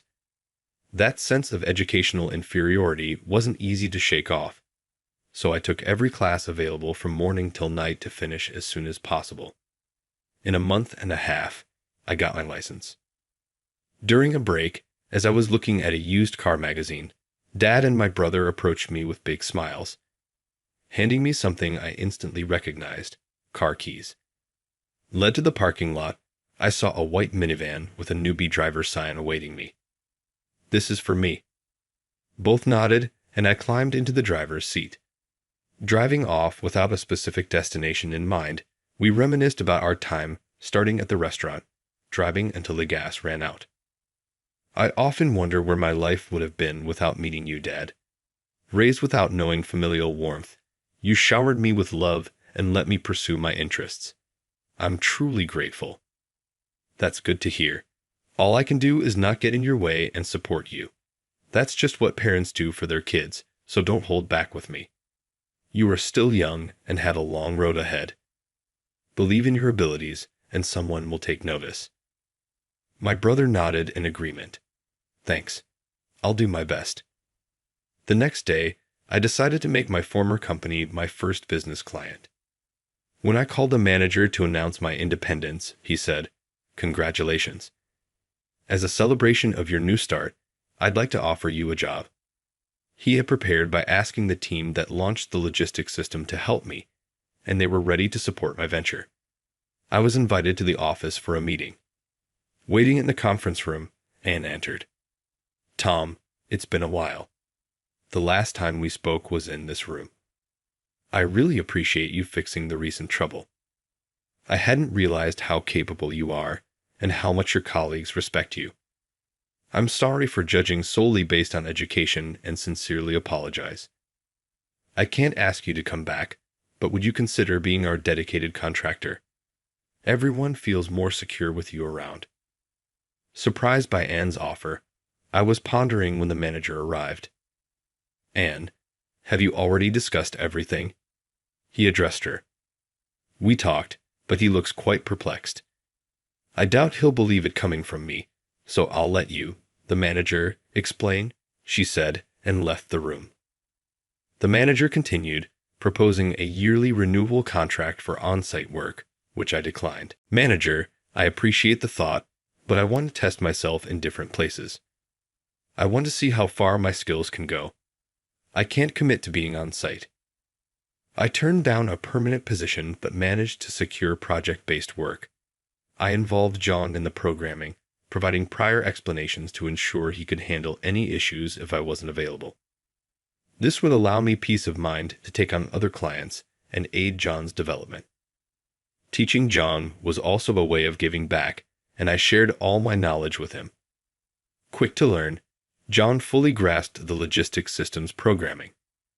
As I moved on to other clients, my workload gradually increased. With the car gifted to me by my family, I was ready to head out anywhere I needed and get the job done. 5 years had flown by since I started living this way. I got married in my 3rd year of independence, and to everyone's surprise, my partner was Anne. The manager was utterly shocked when I handed him the wedding invitation. After marrying, my wife retired and began handling the accounting at my company, supporting me steadfastly. Her competitive spirit is as strong as ever, and while she never apologizes first after a fight, she genuinely cares for my dad. With her managing our home, I can travel across the country without any worries. I've always felt fortunate to be supported by others, allowing me to turn my passions into my career. Eventually, I'll become a father too. When that time comes, I want to shower my family with the same love and care that Dad gave me.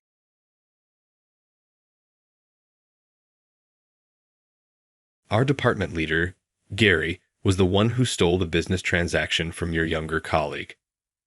Jack Johnson, our bright new Harvard student, shouted and joined the bandwagon. He grabbed the agreement. Guess I'll quit then. I said that and quit the company because I was tired of the two of them treating me badly and making false charges. But Gary called me nonstop the following day. Ignoring his calls for all time resulted in an absurd circumstance. I'm Scott Eastwood, and I'm 43 years old. I am an assistant manager and a salesperson at my present employer, which I started as a recent graduate.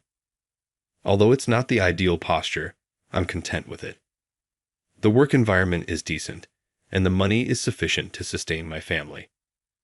Part of the reason may be that I tend to take directions from others quickly and avoid conflict. Putting yourself in other people's shoes helps you understand how to act and makes most things clear. Instead of getting into serious disputes, it is preferable to concentrate on how the entire department can improve things and boost sales. I've always done it this way without experiencing any major issues, and I intend to keep doing it this way. But lately, some clouds have begun to appear in my otherwise idyllic life. The entrance of a recent graduate employee served as the catalyst. His name is Jack Johnson, 22 years old, and a Harvard graduate. Jack finished without repeating a single year, which made him quite desirable during his job search, even though many students take extra years.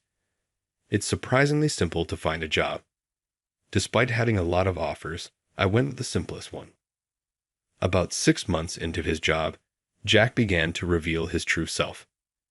He appeared to be a decent, impressionable young man at first, but recently, he has been acting more like a regular young person in the modern world. Regardless of the circumstances, he consistently leaves work on time and stays away from any jobs that call for more effort. He puts his personal life first and lets his coworkers handle the work, even if it is incomplete. Jack's incomplete assignments frequently ended up with me because I was in charge of his training. I wasn't too bothered by it at first, but lately I felt the urge to talk to him about it. I understand that your personal life is important, but you need to finish your work properly. Is this a lecture? I am working, and I am capable of doing my job. You're doing the work, but you're not meeting the deadlines I set. Yes, Jack isn't entirely neglecting his responsibilities. He doesn't fool about during work hours, rather he is simply slow. I've been assigning tasks according to his capabilities recently, but he still doesn't finish them. He most likely believes that finishing at 80% is sufficient. As I reduced his workload, the amount of work he completed also decreased. It's okay now since you're new, but what will you do when you have to handle work alone? It's fine. I'm a Harvard graduate, and I'm good at my job. If you don't start doing it now, it won't matter. Your performance reviews will be affected. The moment I said that, Jack's carefree expression hardened. Are you trying to lower my performance review? It's not about lowering it. If things stay as they are, it will be low, and I can't send you to clients alone. Oh, I see, Scott. That's the kind of person you are. I understand now. With a meaningful expression, Jack returned to his desk. Since then, he's mostly ignored me. When I tried to talk to him, even if he did respond, it was with vague answers like, "Oh, okay. I got it." Feeling increasingly unable to handle it alone, I decided to consult with the department head, Gary. "Can I talk to you about Jack for a bit?" "Sure. How about we go to a bar after work?" Gary Cooper, who became the sales department head a few years ago, is now 54. Sometimes he takes his subordinates out for a drink, listens to their concerns, and gives precise advice. He's a good boss. So, what's going on with Jack? After work that day, Gary and I went to a nearby sports bar. We ordered beer, potatoes, and chicken wings. After toasting, we finally relaxed. It seems I'm not capable enough. He doesn't listen to me at all. Is that so? I'm sorry. I haven't been paying enough attention. No. I've been reducing his workload, but he still can't keep up. Then, I unloaded all my accumulated complaints to Gary. Actually, I've been puzzled by something for a while now. It's Jack's attitude.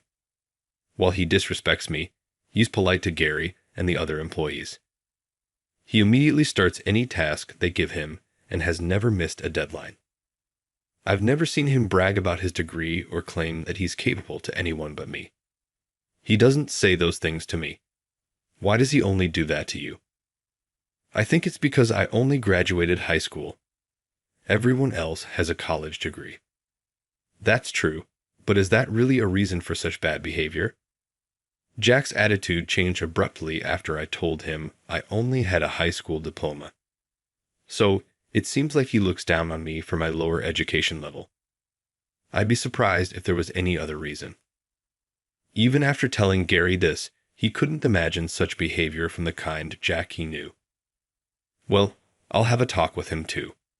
For now, let's just drink. Thank you. That ended my consultation, and after that, we watched baseball on the bar's big screen and caught up with each other's lives.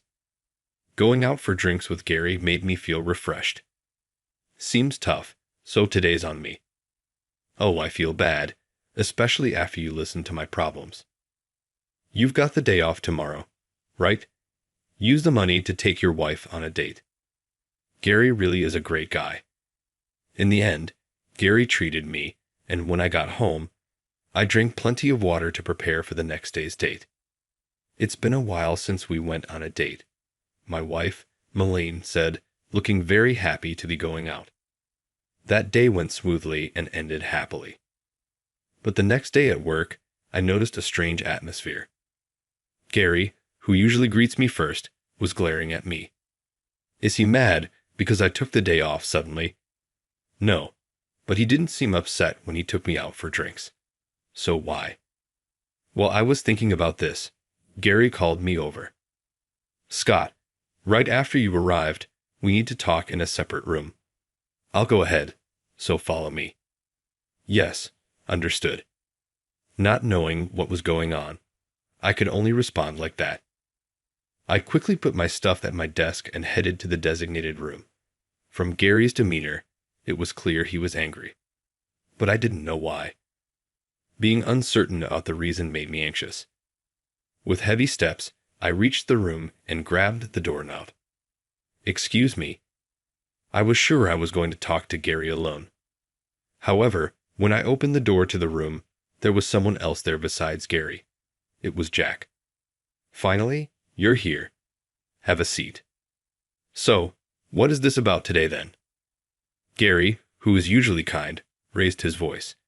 Stealing your younger colleague's business deal. Wait, hold on. What is this about? I heard from Jack. He said you stole a business deal he arranged. My mind was filled with question marks. I'd never stolen anyone's business deal, and Jack isn't even at the level to go to business meetings alone yet. We talked about this before, right? Jack is not yet able to handle meetings with clients on his own. That's just an excuse, isn't it? Didn't you just want to take credit for yourself? Wait, I don't understand what's going on. I was flustered by these sudden false accusations. When I looked at Jack, he had a smug expression on his face. Did Jack tell Gary something? Jack is still at the stage where we ask him to do minor tasks. That's not what I heard. He said he went to a meeting, got the contract, and then you took it from him. Wait, I never heard that. Jack, why don't you say something? Jack kept looking at me with that creepy smug grin. What did he tell Gary to make him this angry? I didn't understand. I needed to prove my innocence first. Which deal are you talking about? It should be easy to check. The one with Smith Corporation that you brought in recently. I didn't realize it was Jack's. No, it's not. I've been working on that deal for over a year. Smith Corporation is a significant player in the industry, and we hadn't been able to do business with them at all. Despite numerous calls, I couldn't get through to the person in charge and almost gave up. But then I finally got to speak with the person in charge, and we arranged a meeting. Just recently, I completed the meeting and secured the contract. I didn't think you were that kind of person. This damages your credibility. If you say so, please check with the person in charge over there. There's no need for that. Jack said you took it from him. No matter how much I tried to explain to Gary, he wouldn't listen. He even rejected my suggestion to check with the client. This was clearly irrational. Why is he lying like this? Why don't you tell the truth? Feeling this would go nowhere, I asked Jack directly. I knew his answer would be the same. He stole the contract. Jack's words were exactly what I expected. To be accused of stealing, of all things. How much does he look down on me? And for Gary to support Jack's harsh words, something was definitely wrong. Maybe Gary's got some kind of weakness that Jack knows about. Otherwise, it doesn't make sense. In any case, Jack and Gary had clearly become my enemies. All right, let's discuss this with Smith Corporation and the company. That will clear things up quickly. Wait a minute. Let's not go that far. I just need you to cover for me, all right. Cover for you? You want me to lie and say I stole Jack's contract? Gary nodded. Unbelievable. Gary knew Jack was lying and still treated me like this. I used to look up to Gary and wanted to be like him. I'd admired and respected him. Learning Gary's true nature was disheartening. I decided I no longer wanted to work under him. Before I knew it, I found myself saying, "Then I'll quit."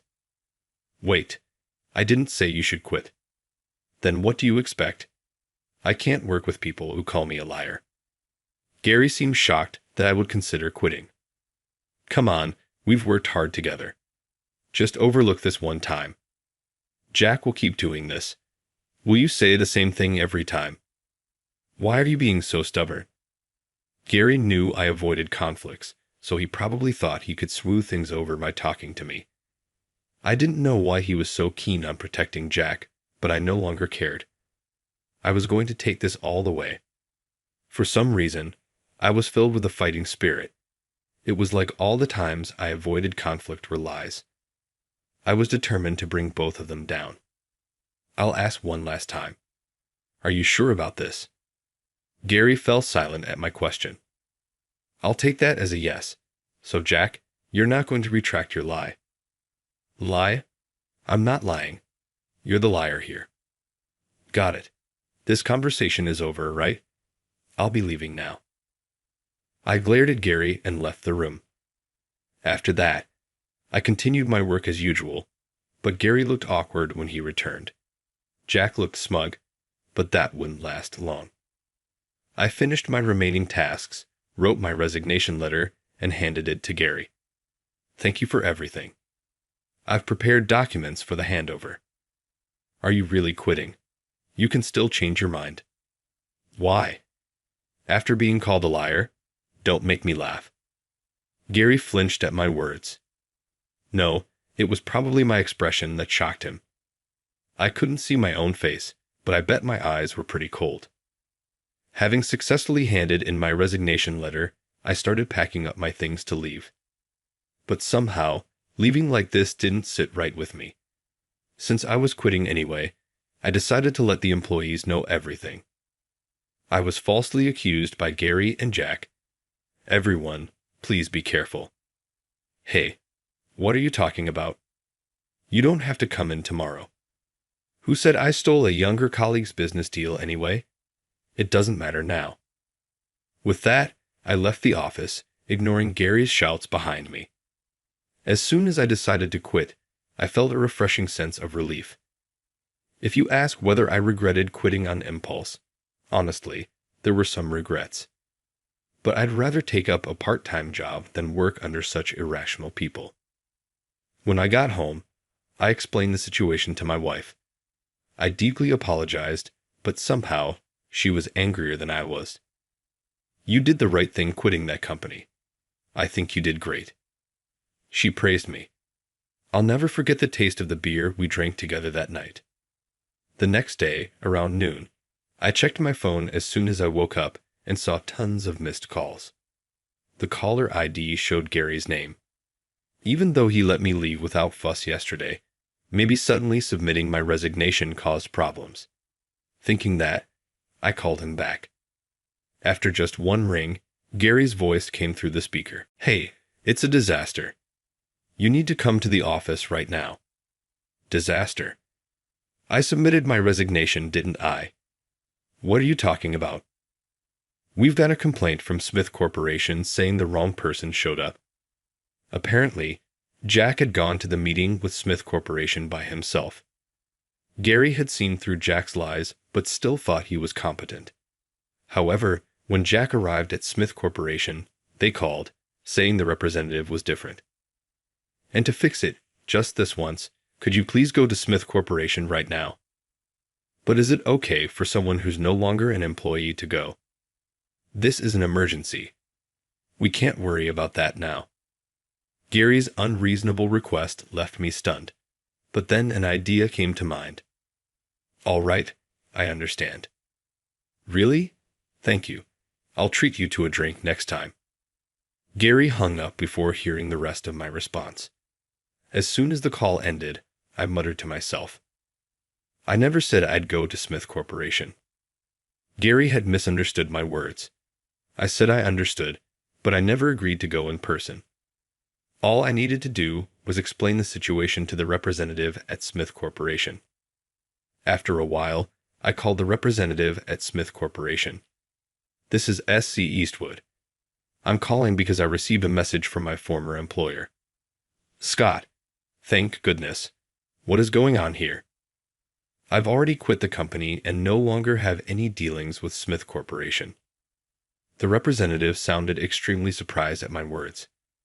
Quit? This is the first I've heard of it. Can you explain what happened? They're claiming that Jack arranged the contract with you and that I stole it. Jack? He's here right now, but you're the one who secured the contract, right? I was relieved to have someone who could vouch for me. Just knowing that lightened my heart considerably. I ended up looking like the bad guy, so I resigned yesterday. I see. That must be tough, but I support you. Thank you. Well, I'll be going now. Thank you for everything, even if it was brief. After hanging up, I felt like a weight had been lifted off my shoulders. I had explained things to the representative at Smith Corporation, and I would no longer have to deal with Jack or Gary. I didn't know what I would do next, but I felt like I could manage. After all, for someone who has always avoided conflict, I had managed to stand up to those two.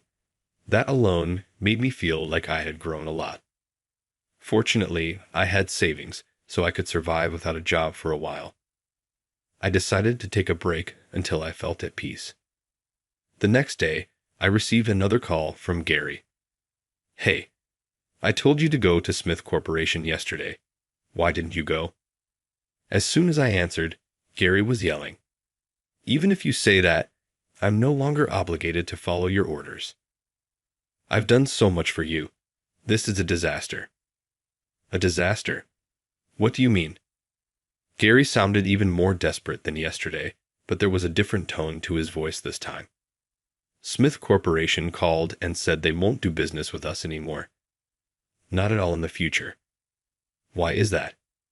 How should I know? They also said they're canceling contracts with their subsidiaries. Smith Corporation was a big company with several subsidiaries, all of which my former company had contracts with. Canceling all those contracts would be a significant loss. Anyway, I've been called in to explain to upper management. You need to come too. Understood. Finally, you get it. I'm counting on you this time. With that, Gary hung up. But again, Gary misunderstood me. I only said, understood, not that I would go. Eventually, when I didn't show up, Gary got fed up and called again, but I didn't answer. In fact, I ignored all the calls from Gary that came later. Then calls started coming from the company's number, but I ignored those too. That's because I had already spoken with the CEO. The representative from Smith Corporation would vouch for me. I didn't plan to be involved anymore. I see. I wasn't aware of this. I'm truly sorry. No, I should have informed you earlier. I wish you all the best in your future endeavors. The day I submitted my resignation, I called the CEO. Fortunately, he believed me, and things went smoothly. Sometime later, I found a new job. It was tough since I was in my 40s, but I managed to get into a company I wanted. I was assigned to the sales department again, but this time, everyone was kind. Even to an old guy like me, they patiently taught me the ropes and never made unreasonable demands. Today, I was scheduled to work in the office all day for some administrative tasks. Scott, how about we go to that burger shop you mentioned today? Sounds great. It should be less crowded at this hour on a weekday. All right, I'll invite everyone else too. Being in sales, we're not always in the office, but when we are, it's normal for us to go out for lunch together. I couldn't imagine this at my previous job, but this suits me much better. There's no line, so we should be able to get in. I took 3 of my colleagues to the burger shop. Despite having people inside, we were seated by the window. We ordered our favorite dishes and started chatting when I heard a familiar voice. This is seriously the worst. I thought that old guy would be useful. Are you talking about Gary? Didn't he support you because you promised to introduce him to a young woman? Exactly. Can you believe a man in his 50s acting like that? The voice from behind was Jack's. It seemed they were talking about Gary. Ignoring my colleague's conversation, I eavesdropped on the conversation behind me. And didn't someone quit because of that? Oh yeah, that dull old guy. If things had gone well, we could have landed a major contract. Come on, just because he didn't go to college. That's harsh. You're pretty ruthless. Jack was there with a friend, and it seemed they had talked about me and Gary before. My face must have looked severe while listening to their conversation. My colleagues looked at me with concern. Are you all right? You look a bit pale. Well, actually, I explained the situation. Unaware of the conversation behind me, my colleagues were shocked. What was even more surprising was that everyone got angry on my behalf. I had told them about my previous job. This is unacceptable. I can't let this go without saying something. I don't want to make a fuss. That's not like you, Scott. With that, one of my colleagues stood up abruptly. Hey, you two, you'd better watch it or you'll regret it. Huh. What are you talking about? Some weak old guy telling me what to do. I heard you graduated from Harvard. Is that true? I went to Harvard too. What club were you in? I could feel the atmosphere tense up immediately. What's with the sudden questions? We're not the same age, so we wouldn't have overlapped. I'm 25, so we might have. What club were you in? Tennis club. We played casually and had lots of parties. I watched as my colleague smiled knowingly. Oh, really? I was in the tennis club too. Never heard of you, and I bet no one else has either. What? You're lying about going to Harvard. Oh, maybe it's you who's lying. If you are, that's fraud, and your company could sue you.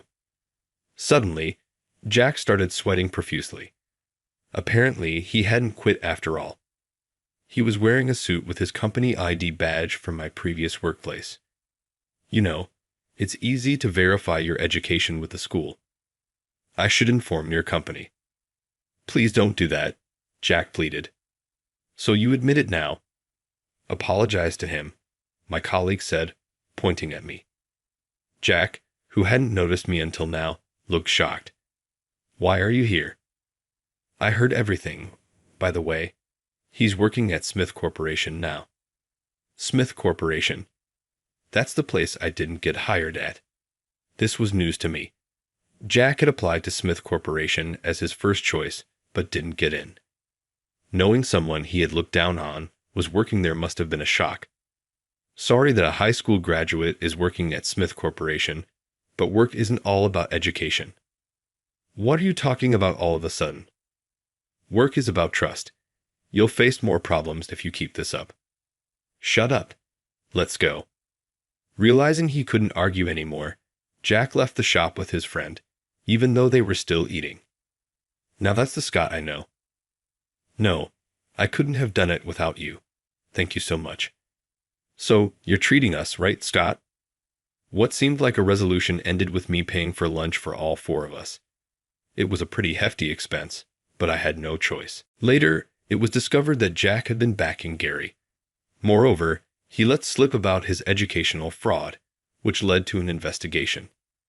It's a pretty foolish story, but it was uncovered during a phone call with a friend. The investigation confirmed Jack's academic credentials were falsified. It turned out his highest education was the same as mine, a high school diploma. After several discussions within the company, Jack was eventually fired. Apparently, the higher-ups were furious with Jack over the incident where all of Smith Corporation's subsidiaries canceled their contracts. The higher-ups knew Jack had taken credit for my work. However, it's not easy to fire an employee outright. Had I spoken up at the time, Jack might have been fired earlier. But because I resigned so easily, the higher-ups couldn't act against him. Jack's initial punishment was just a temporary pay cut. But educational fraud is a serious crime. Even the higher-ups couldn't ignore that and took the matter to court. The court ruled against Jack. Educational fraud can result in up to 2 years in prison or a fine of up to $3,000. Though $3,000 might be manageable, Jack couldn't pay it. Despite working for almost a year, he had no savings. Moreover, his actions were so severe that even his parents, relatives, and friends abandoned him. Unable to borrow money from anyone, Jack was sentenced to up to 2 years in prison. Jack had a girlfriend and was planning to marry, but they drifted apart due to this incident. Their relationship eventually ended.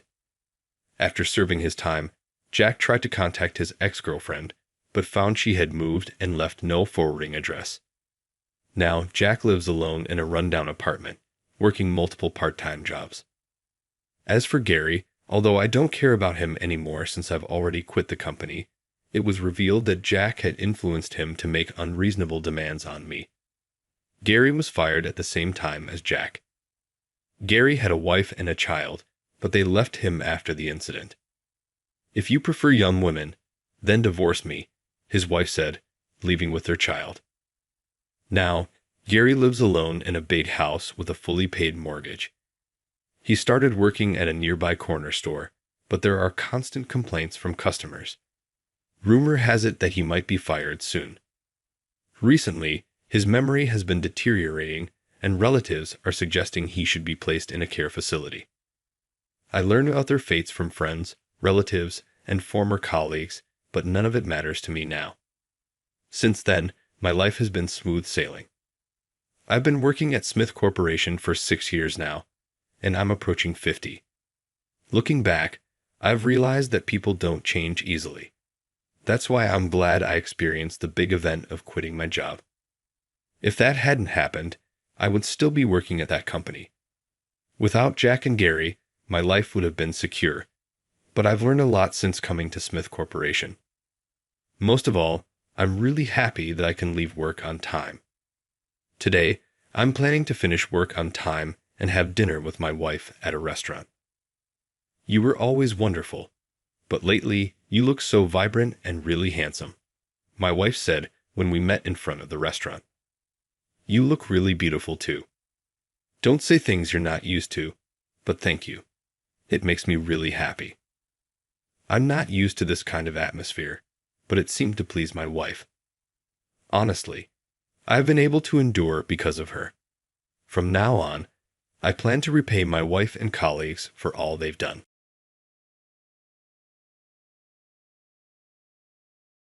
Like a son, like a parent. Both of you are useless idiots. Nick poured the wine over Jason's head in front of me after saying those words. I was momentarily too astonished to comprehend what was going on. However, that sensation was fleeting. Something that had been simmering within of me started to surface. Jason tried to laugh it off with a fake smile, despite the fact that he had been humiliated. Most likely, that was his way of showing consideration. Our group company's 10th anniversary was celebrated with a party today.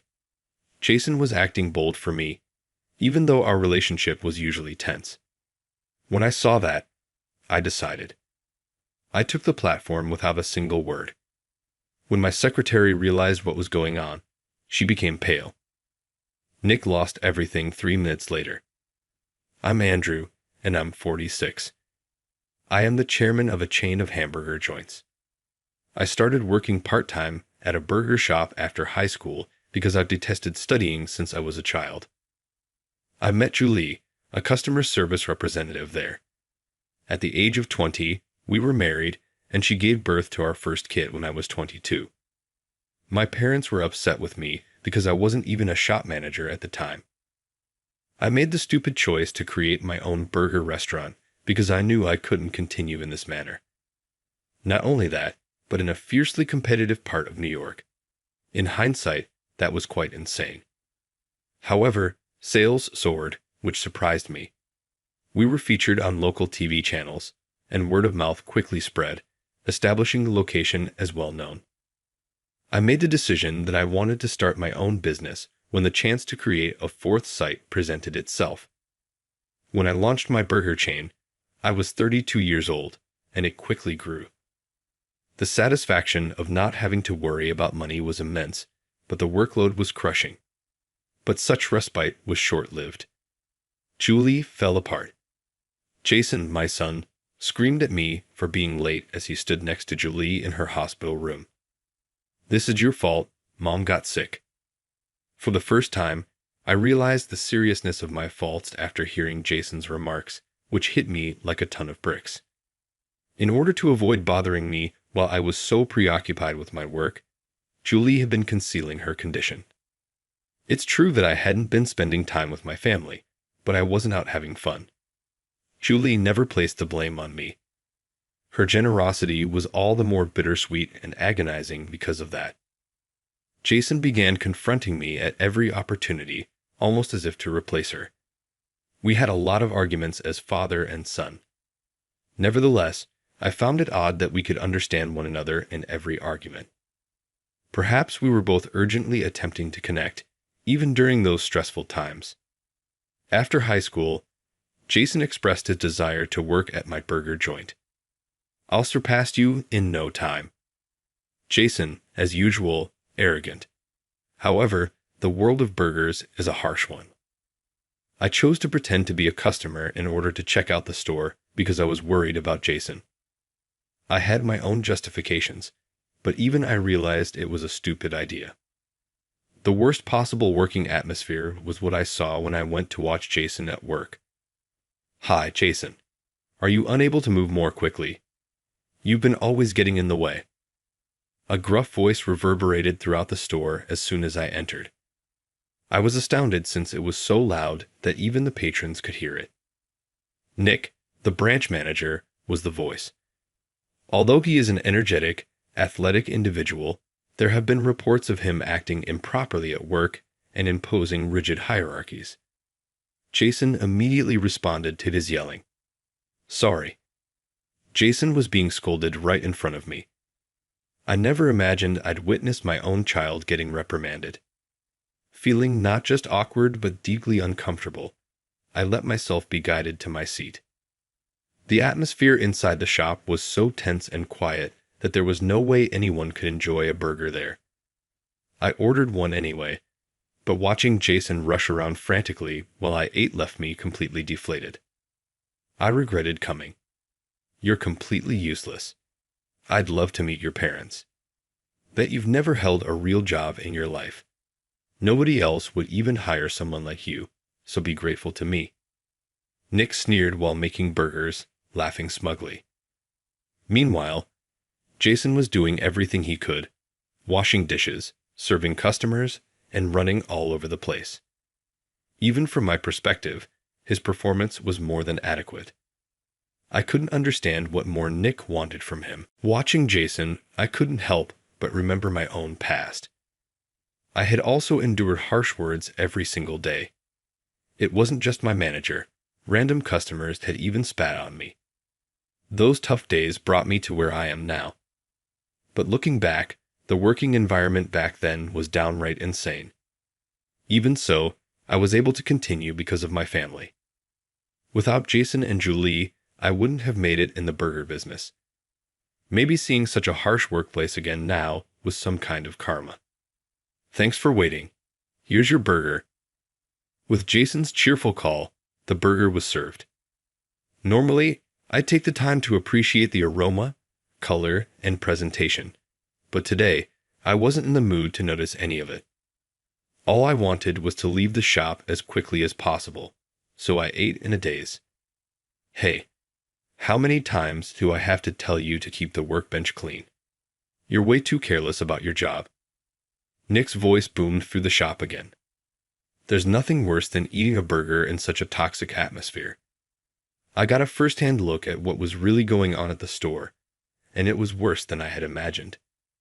This location had already been reported as having a bad reputation for some time. Despite multiple attempts by headquarters staff to encourage operational improvements, nothing had changed.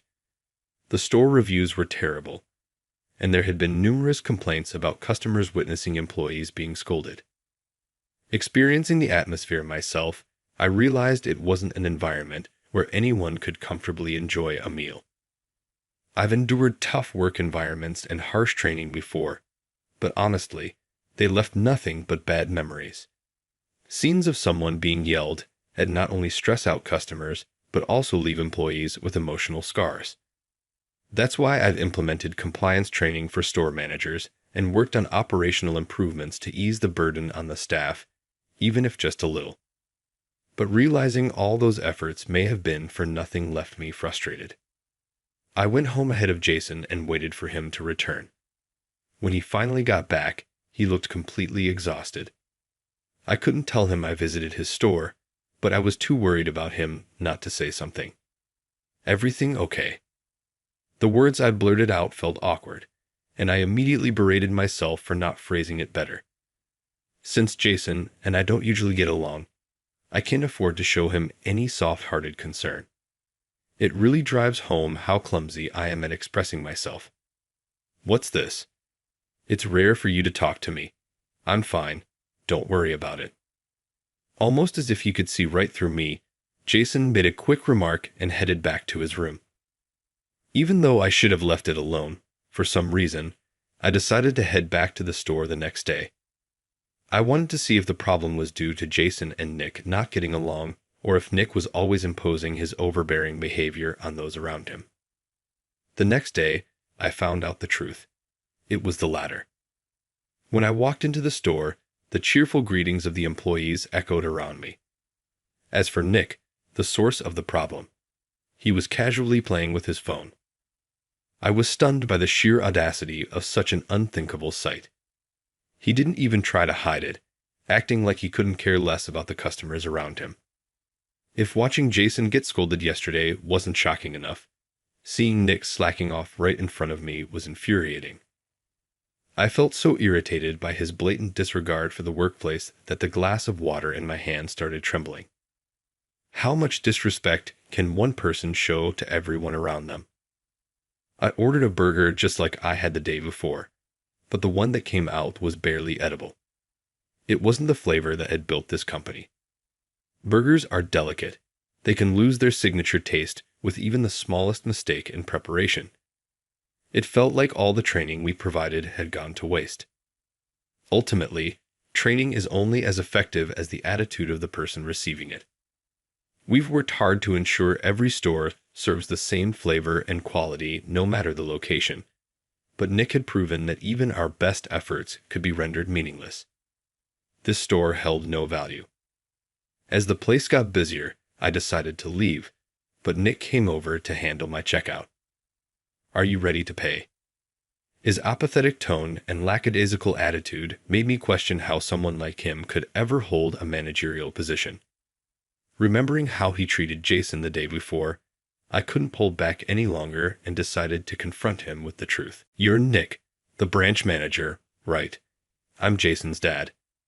Having a family member of an employee show up can be fine if the relationship is good, but if not, it's bound to be uncomfortable." I made my remark with a bit of sarcasm, but Nick responded with an unbelievable lie. "Oh, you're Jason's dad?" "Yeah, he's been a huge help to us." Unbelievably, he lied. He probably thought he could get away with it without being found out. He gave me a dismissive response and quickly retreated to the kitchen. Even though he thought he was being polite, his sloppy behavior only fueled my anger. Is this really the kind of store I built? I left the shop, my frustration giving way to a growing sense of helplessness. No matter how hard I'd worked to build this company, it seemed to mean nothing to others. That day, I walked home with a heavy heart, overwhelmed by a crushing sense of powerlessness. 2 weeks later, Jason and I attended a venue for a celebration party. In just 10 years, the burger chain I started had expanded to over 40 group companies. The anniversary celebration brought together many branch managers. Of course, Nick was there as well. "What are you doing here?" I noticed from a distance that Nick was confronting Jason. With his face already flushed, it was clear Nick had been drinking. Jason responded with a smile, but that only seemed to irritate Nick further. "A rookie like you has no business being invited here. Don't mess around. Oh yeah, your dad showed up at the store the other day. He looked like a scruffy old man." Nick, clearly annoyed that Jason had been invited to the event, made a jab at me. But then Jason said something unexpected. "My dad isn't scruffy. Please stop joking like that." It was a clear and firm denial. The unexpected turn of events left me frozen in place. I never thought Jason would step up to defend me. However, that only poured fuel on Nick's anger. Visibly enraged, Nick grabbed a glass of wine from the table. "Like father, like son. Both of you are useless idiots." With those words, Nick poured the wine over Jason's head right in front of me. For a moment, I was too stunned to process what was happening. But that feeling only lasted for a moment. Something boiling deep inside me began to rise to the surface. Even though Jason had been humiliated, he tried to laugh it off with a forced smile. It was probably his way of being considerate. After all, today was an event to celebrate the 10th anniversary of our group company. Despite our usual strained relationship, Jason was putting on a brave face for my sake. Seeing that, I made my decision. Without saying a word, I stepped onto the stage. My secretary, who understood what was happening, turned pale. 3 minutes later, Nick had lost everything. "Ladies and gentlemen, thank you all for being here today. The atmosphere in the venue is truly electric. I'd like to take this opportunity as the chairman of this group to introduce someone very special." The room fell silent as I began an unplanned speech. I gestured for Jason to come up to the stage. Still dripping with wine, Jason walked up and greeted the audience. "This is my son, Jason. He's still inexperienced, so I kindly ask for your guidance and support. He's already been blessed with a shower of wine. It seems he's in quite a hurry to celebrate." The room lit up with a few smiles. However, some people's expressions remained tense. Nick, the troublemaker, was among them, staring wide-eyed at Jason and me. After raising a toast, I decided to leave the venue with Jason. The sound of hurried footsteps echoed behind us. It wasn't just one person. There were several. I turned to see my secretary looking flustered, along with Nick. The secretary tried to convince me it was too early to leave, but I declined. Jason might catch a cold. I need to wash the wine off him. He's done a great job tonight. We're heading home now, so don't stop us. The pale-faced secretary didn't say anything further. She probably held back because she knew how furious I was. However, despite the situation, Nick decided to butt in. I deeply apologize for my behavior. I had no idea you were the chairman of the group. Nick's overly theatrical apology unfolded before me. I wasn't looking for an apology. All I wanted was for him to disappear from my sight, but he failed to read the room entirely. This self-serving behavior pushed me to my limit. Are you trying to say you would have behaved differently if you had known I was the chairman of the group? It doesn't matter whether I'm a customer or the chairman. My son Jason was hurt right in front of me. You hurt my family, and that's a serious offense. Even Jason seemed taken aback by my unusually assertive tone. It had been a long time since I had shown this level of severity. Well, Jason has really been a great help to me. I trust him completely.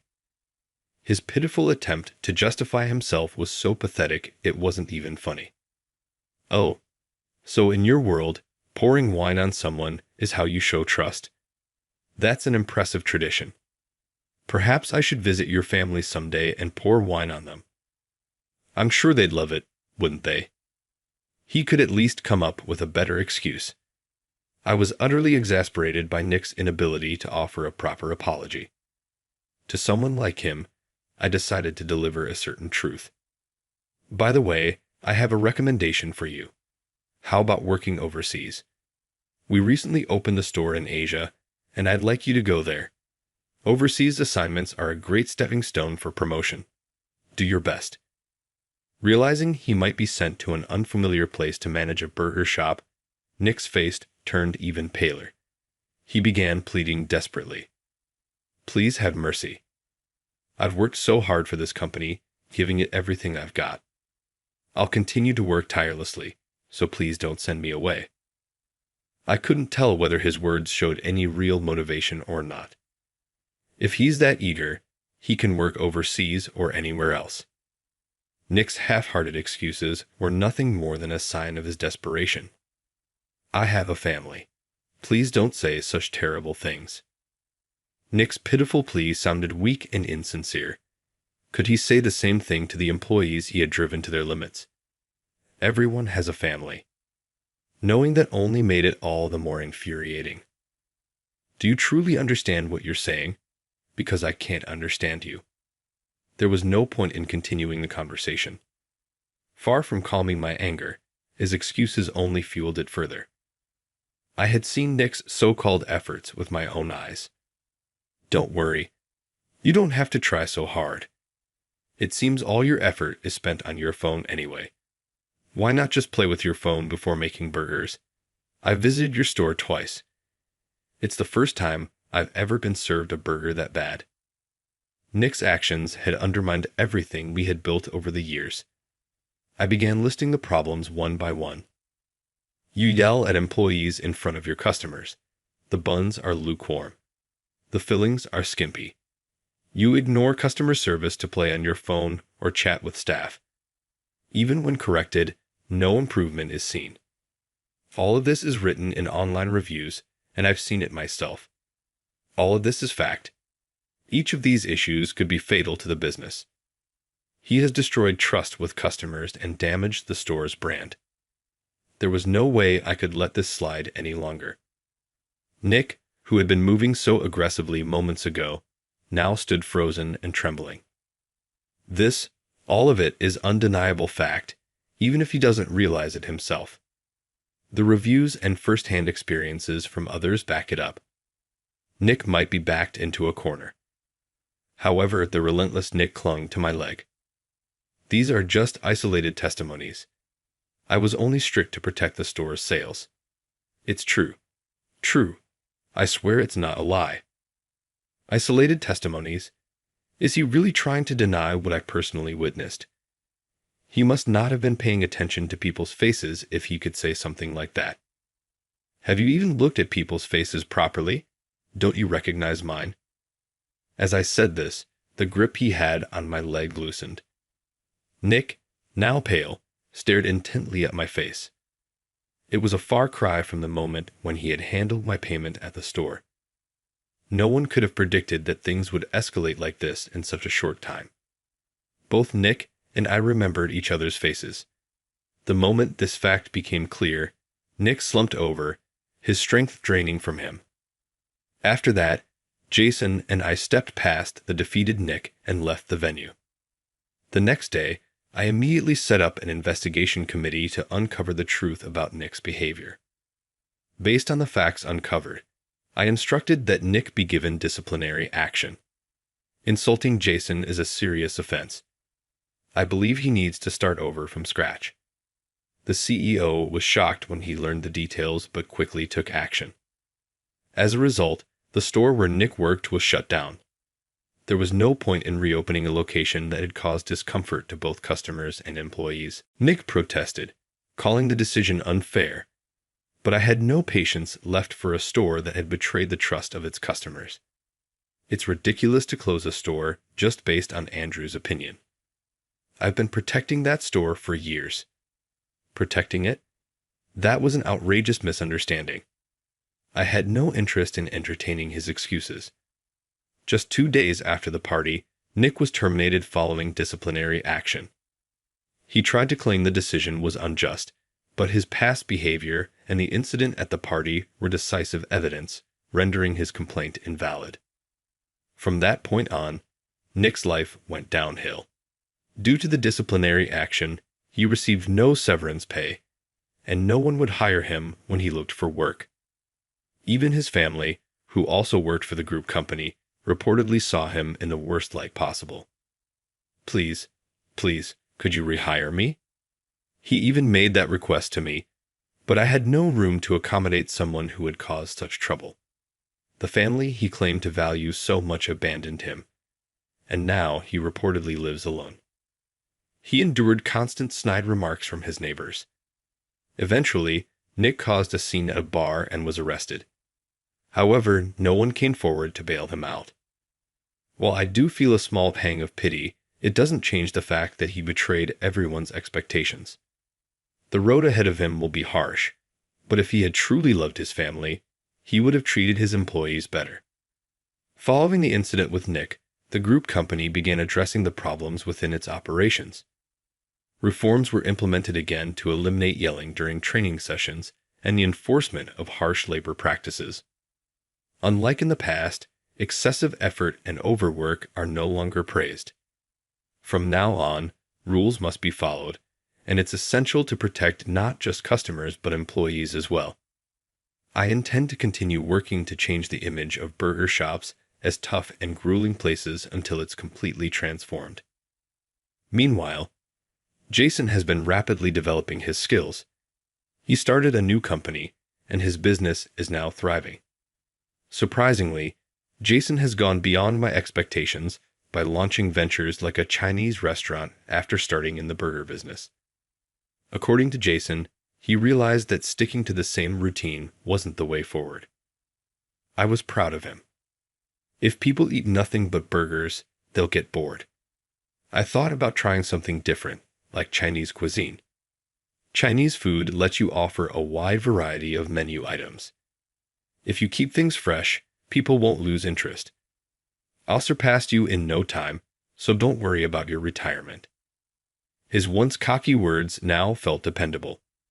That incident helped repair our relationship, and now we can have normal conversations. Slowly but surely, it seems our bond is being restored. In parallel, Julie, who had been in poor health, is also recovering. The doctor said that with continued treatment, there's no need to worry. You two, don't overwork yourselves. I'm so happy to see you getting along better than before. It's finally starting to feel like a real family again. Having neglected my family for so long, I now feel grateful for the happiness of our current situation. While there were tough times, seeing my family come back together like this is a source of great joy for me. Both work and family are things you build. No one can say which is more important. From now on, I want to prioritize my family and cherish them more.